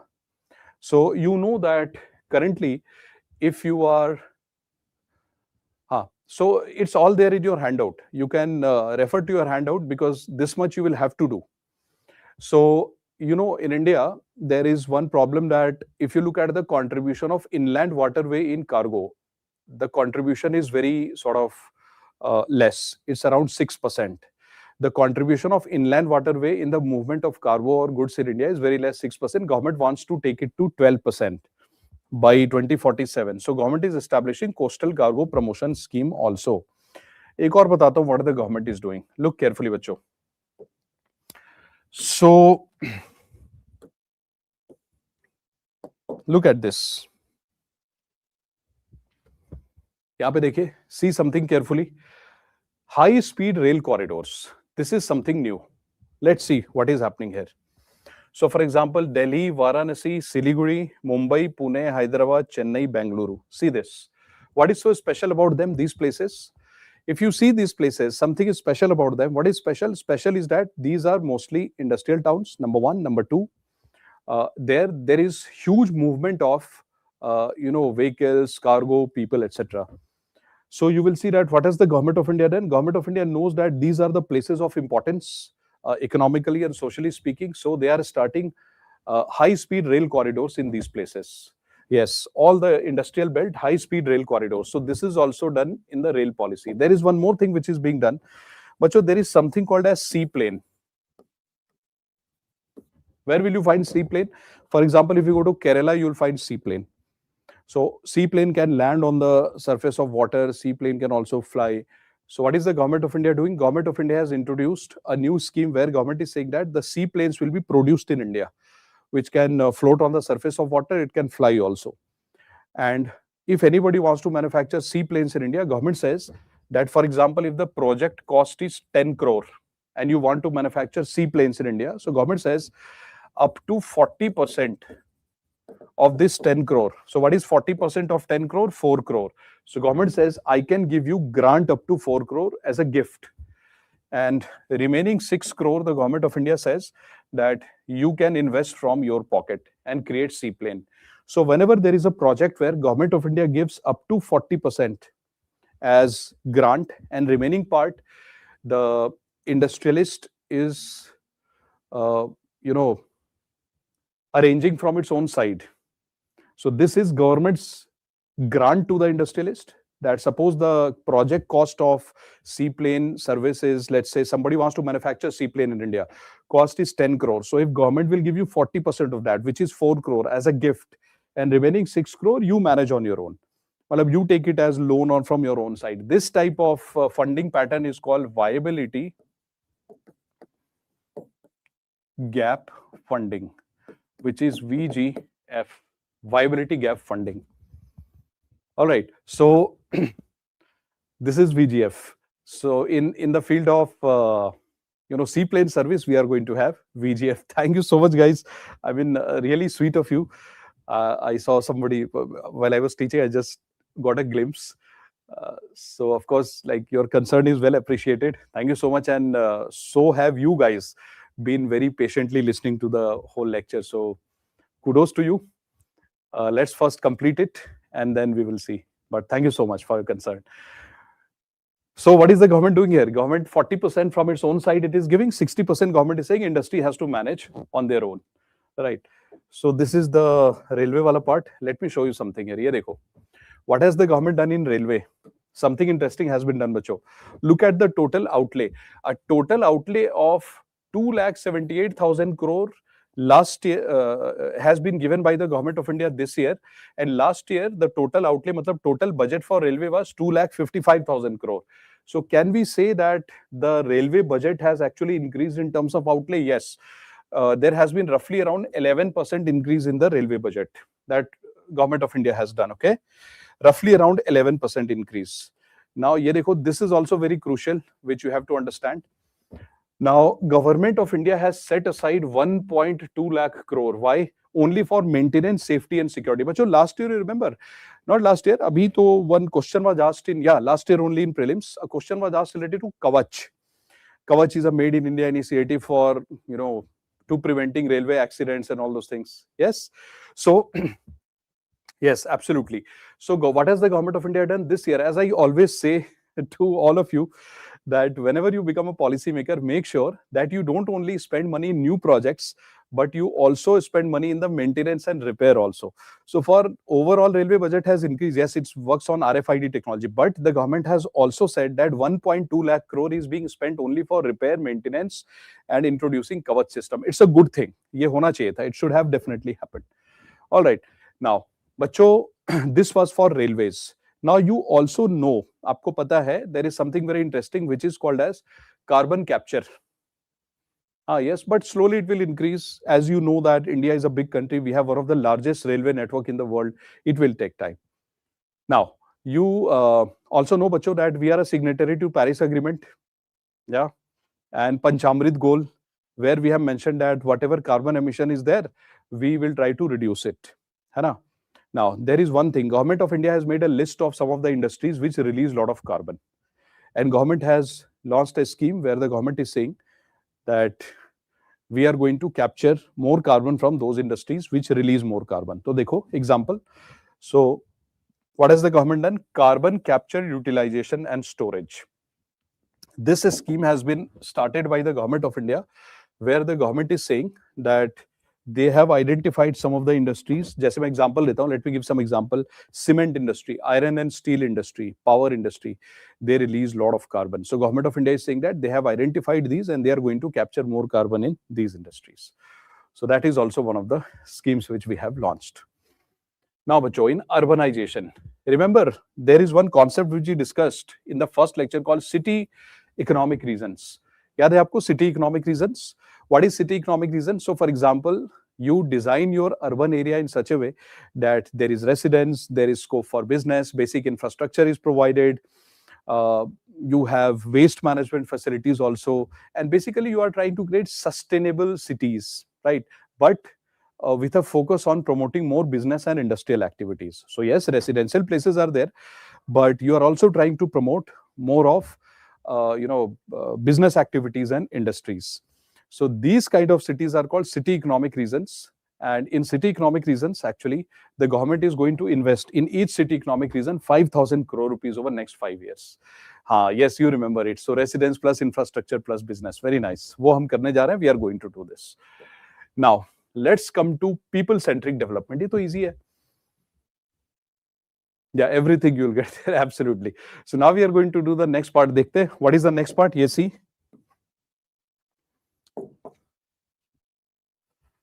So we have completed two things, bacho. The first one is this, which is sustaining the economic growth. The second part is strengthening the foundation of growth. These two we have done. Now we are going to do point number 3, 4, 5, 6, which is a relatively lighter point and easy point. Ab dekho kaise. What is the point? Public-centric development, trust-based governance, ease of doing business, and fiscal matter. Chalo, let me show you this. See, I want to ask you one question. Whenever government of India says that we are going to do people-centric development, by people may only young generation is not there. No, children are also there. Elder citizens are also there. Women is also there. Divyangs are also there, right? Because everybody has to be taken care of, isn't it? So now government of India is saying, I will promote care economy. This is one point. So what is the government going to do? The government is going to give certificates and degrees through National Skill Qualification Framework, which we have seen that 1.5 lakh almost caregivers will be created. That's number one. Number two, बच्चों आपको पता है, if you go to some village areas, no, or tribal areas or rural areas, you will see that there are some women who are very good in art and craft. There are some women who are very good in basket making or these kind of things. But where do they sell the product? You will see them selling the product on the roadside. So imagine one person will come from the government side and they will say, why are you selling on road? Go away from here, go away from there. Where will they go actually? Very difficult. So what is the government doing? Government is saying that let us create self-help group, matlab group of at least 10 women together. Let them create similar product. And then the government is saying, I will give you from my side, I will give you a retail store so that you don't have to run from road to road and you can actually start to sell your product in your own stores. But it will not be owned by somebody, 1 or 2%. But what can happen is it will be community owned. For example, owned by the entire self-help group. This is how it will be done. Okay? So what is the government doing? Yes, it's a part of inclusive growth and women empowerment also. So the government is saying that these kind of stores will be called as she marts, self-help entrepreneur marts. Okay? That's number one. Now, as I told you that people-centric development means, for example, taking care of children, elder, women, and also taking care of Divyangs. For Divyangs, government is doing two things. Yeah, very nice. So government is doing two things for Divyang, interestingly, this year in the budget. The first thing government is saying that some suitable jobs should be found for the Divyangs. For example, let's say IT-related job, hospitality industry, etc. So some suitable jobs should be found, and government is saying that I will make a list of all the jobs so that Divyangs find it easy to identify where they should be placed. Number two, but if I'm a Divyang, I would need some assistive gadgets. For example, if I'm not able to walk properly, I need a walker. I need some gadgets, right? Where will I find the gadget? Online, very difficult. Every gadget is not available. Number two, even if I get the gadget, how will I try? What suits me? Not difficult. So government of India is saying that there would be a dedicated place where all the assistive gadgets which the Divyangs require, that would be available so that Divyangs can go there, they can try, they can wear, then they can purchase. So first, suitable jobs are being found, and number two, the Divyangs can go to a place and they can try the gadgets and purchase it. That is for the development of Divyangs. And as I already told you that we don't have NIMHANS kind of institution in the North India. There are two institutions which the government has mentioned in the budget. The first is in Ranchi and the second is in Tejpur, which is related to mental illness or treatment, etc. So government is saying that NIMHANS Part 2 will be opened in North India somewhere. So the government is planning to give a lot of importance to mental well-being, which is a welcome step, I would say. Now, what is trust-based governance, right? So I'll tell you two things about trust-based governance. Number one, so what happens is, for example, if I am an importer and I import some items, government of India tells me to pay the custom duties. Now, what government can do is, can the government give me a little more time to pay the custom duties? Yeah. Yes. So that is the first thing which the government is doing. Government is saying earlier you were supposed to clear all your dues in 15 days. Now government is giving 30 days. That's number one. Number two, government is also saying that one interesting thing is happening now. So government is saying that, for example, if you are into export and import, earlier government used to give a rule to me and give me a permission that, okay, for you, for example, whatever rule we have created this year will apply to you for next 3 years. Now the government of India is saying that we will use the same rule for you for next 5 years, so as to create more stability in my business and in my mind. Otherwise, I'll be very fearful that today they have created a policy, next year they will change, God knows what will they do. So earlier they used to give this kind of assurance that policy continuity will be there for 3 years. Now they are giving this assurance for 5 years, which is a welcome step. So that is called as trust-based governance. Now, next part, which is ease of doing business. Yahan pe dekhiye. So what is happening? Under ease of doing business, for example, let's say that we are in the export and import of food, medicine, plant and animal or wildlife product. If you are into export and import of these kind of product, Don't you feel these are sensitive things? Yeah, these are sensitive things. And if you are in the export and import of these things, these are sensitive. So government says, anyway, these are sensitive. There are so many paperworks that you will have to do. So why to make your life complicated? Because government is promoting bioeconomy. When you promote bioeconomy, you can't put restrictions on the movement of these plant and animal products. But you can't be relaxed also. So government says, what I'll do is I'll do everything properly. Checks and balances will be there, but through single window clearance. You just need to go to one office, one mobile app, and there all the processes will be done, which means unnecessary complication will not be there. So that is the part they're saying. Number two, the government is saying, as I told you a long time back, today itself, that all the processes related to custom duties, the paperwork, the formalities, everything will be done in an integrated manner through one mobile app. Yes. Now, these are two things. Third, ye third wali cheez na, this is important. It will come in the exam. I'm going to show you something. Bacho, suppose, let me take the example of NRIs. These are the persons outside India, okay? Now, suppose this NRI is investing money in an Indian company. This company has 100% shares with this owner. So, who is the owner of this company? Suppose I am the owner. And who is the NRI? Suppose you are the NRI. What are you buying?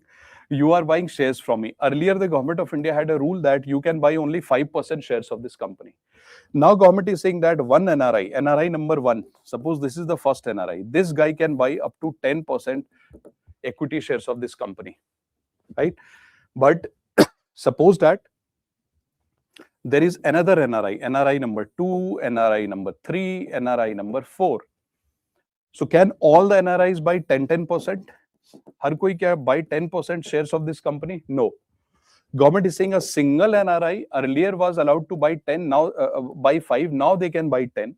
Earlier they could buy only 5% equity share of a company, now they can buy maximum 10, one NRI, but all the NRIs taken together, which means NRI number 1 plus 2 plus 3 plus 4.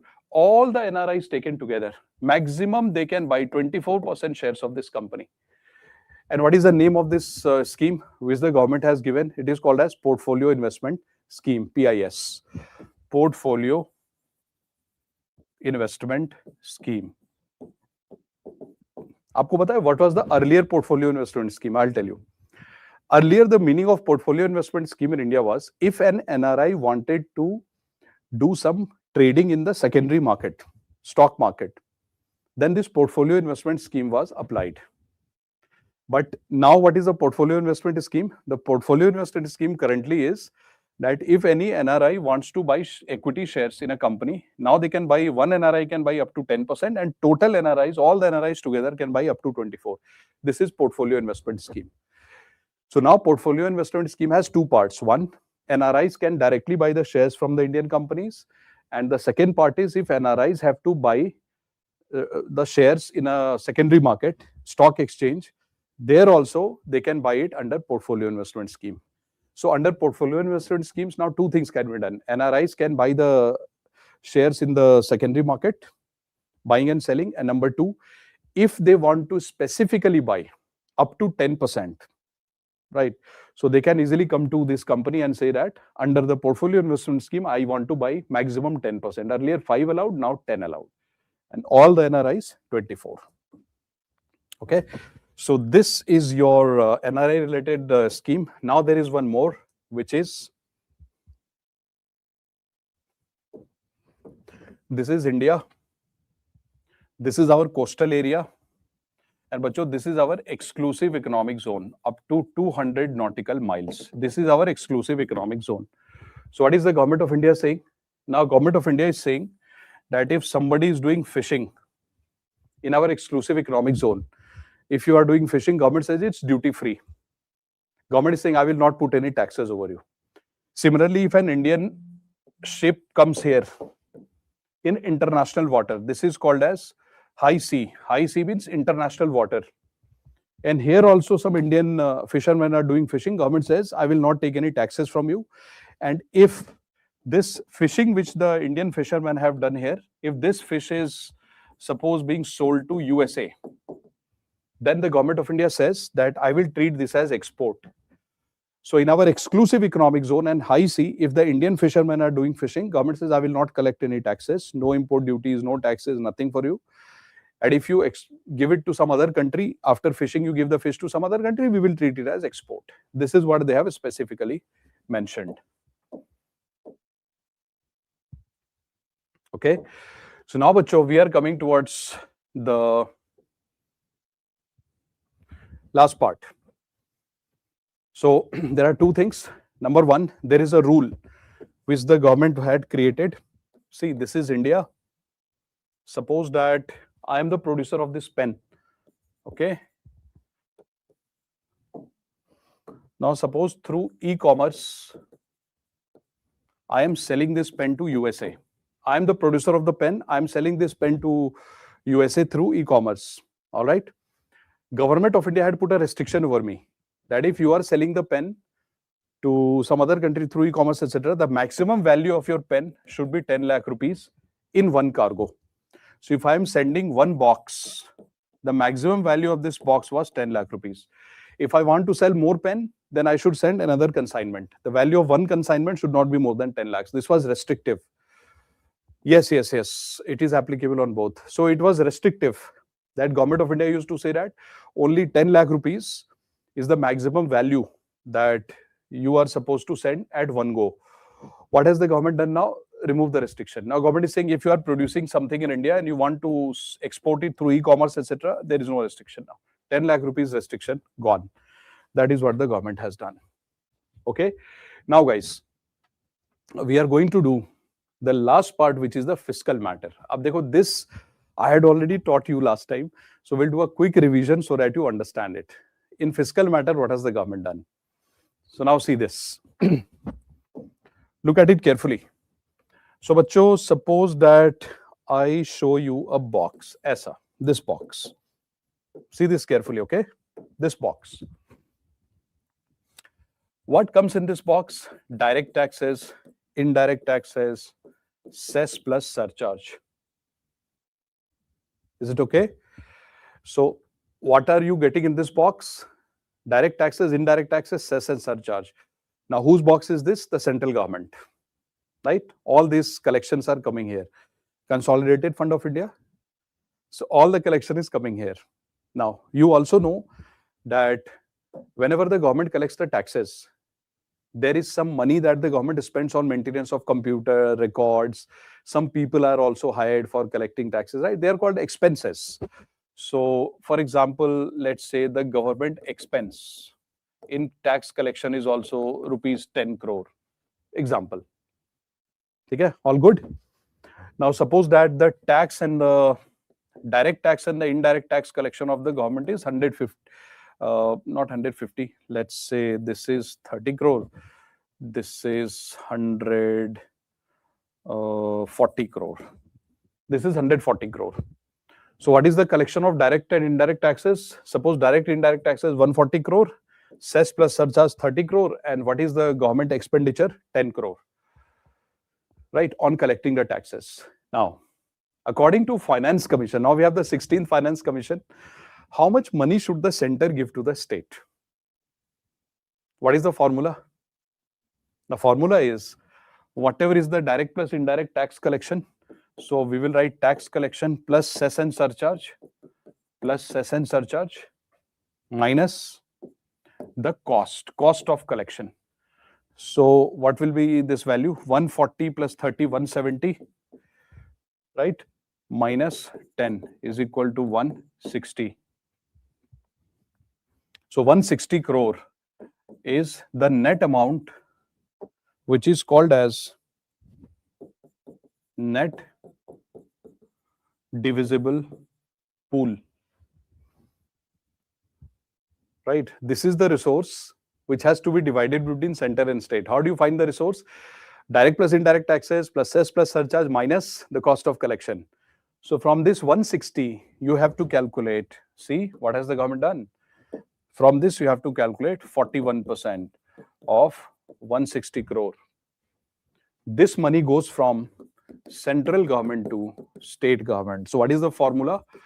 41% of taxes plus cess plus surcharge minus cost. What is this called as? It is 41 plus 1, absolutely. So what is this called as? This is called as vertical devolution. Right? Absolutely correct. Do you agree? No. Do you agree to this, that this is the amount? Absolutely not. Why? Did you notice that while I was writing this, I stopped for a second and I was writing some specific numbers? Yeah, I took a small pause and I wrote some specific numbers here, not some random number. Why? Yeah, because I wanted to show something to you. Look carefully. This is not the formula. The formula is, dhyan se dekho. The formula is this direct and indirect taxes, whatever the government is collecting, this becomes a part of the divisible pool. This cess and surcharge that you are writing here, this is not a part of divisible pool. Two things are not a part of divisible pool: cess and surcharge and the expenses. These three things are not divided. So what is the actual formula of the divisible pool? Real formula. So net divisible pool is equal to only your direct plus indirect taxes, which is 140, and minus. So you can't take this. This has to be removed. Minus this 10 rupees also. Because this 10 rupees the center has spent in the collection of money. So now it becomes 130.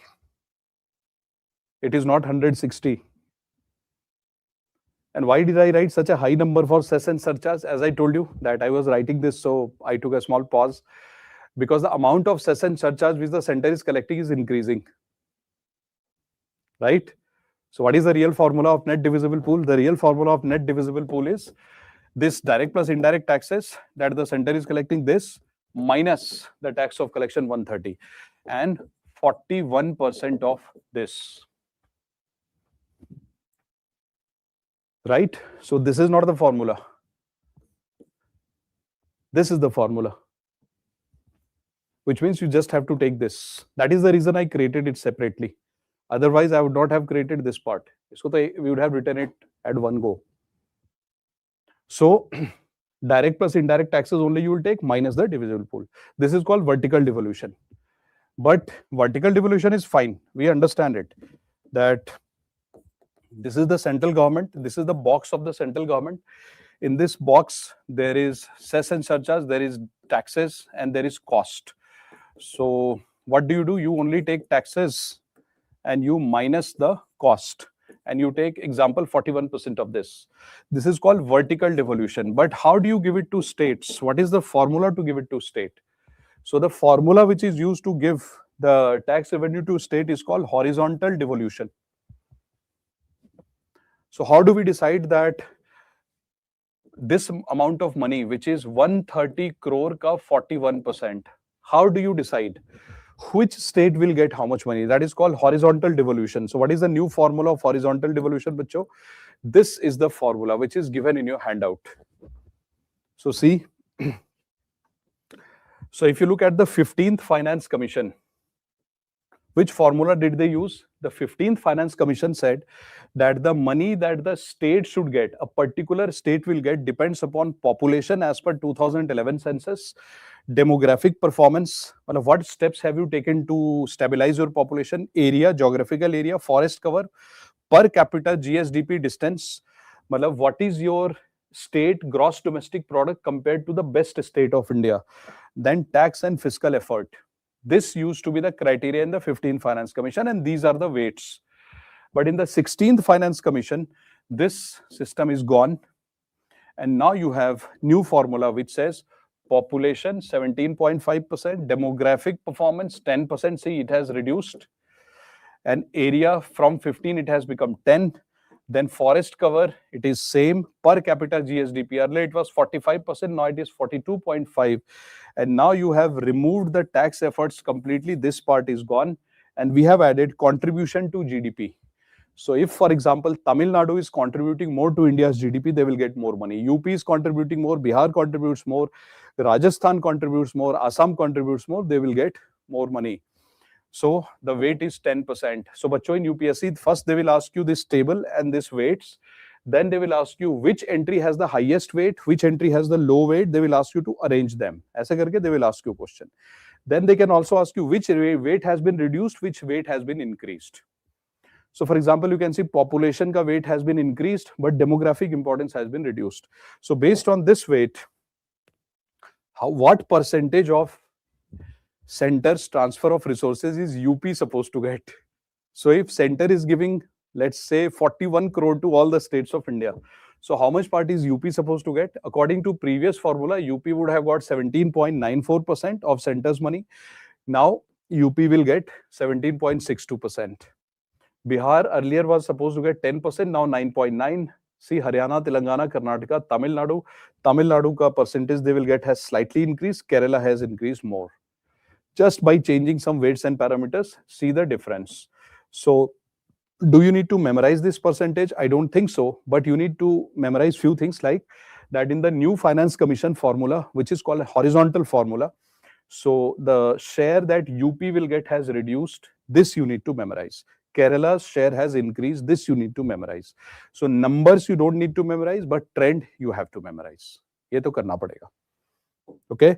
And in the previous class, we had seen that the government of India now is using debt to GDP ratio. And what is the debt to GDP ratio we have to use? 50% plus minus 1. This is our target that government of India is trying to create. And currently, what is the debt to GDP ratio? Around 55.5, 55.6. Now, look at this, please. See, this year, the government of India has not changed the income tax rates, slab rates. As you can see, that we are following the same slab rates that we followed last year, which is 0 to 4 lakhs, 4 to 8, 8 to 12, 12 to 16, 16 to 20, 20 to 24, above 24. And these are the percentages. And here there are two things: standard deduction 75,000 and tax rebate 12 lakh, which means up to 12 lakh rupees, you can claim some reductions. Right. So after, practically you will not pay any taxes to the government if your income is up to 12.7, 12.75 actually. So this you have to memorize, that tax rebate is available till 12 lakhs, standard deduction 75,000, which means that if your income is up to 12.75 lakhs, net tax payment that you pay to the government is nil. Aap nahi doge kuch tax, because you will get the refund, and plus standard deduction you can claim as concession only. So up to 12.75 you don't have to pay anything. Well, same thing which happened last year. This year there is nothing new in the taxation part. So let's go back. So bachcho, when we started the lecture, I told you that this lecture is designed slightly differently, in the sense that whatever is important from UPSC perspective, from the budget, we had to do it, because doing half-hearted things is not a good idea. Either you give your 100% to a task, or you don't start a task. Doing half-hearted things is not a cool idea, because it's a wastage of time. So I have seen that most of you have been there since we started the session, and you are still there. What an energy, guys, and what a passion to learn and perform well. So as I told you that in this lecture, you don't have to write down anything, too many things, simple things only.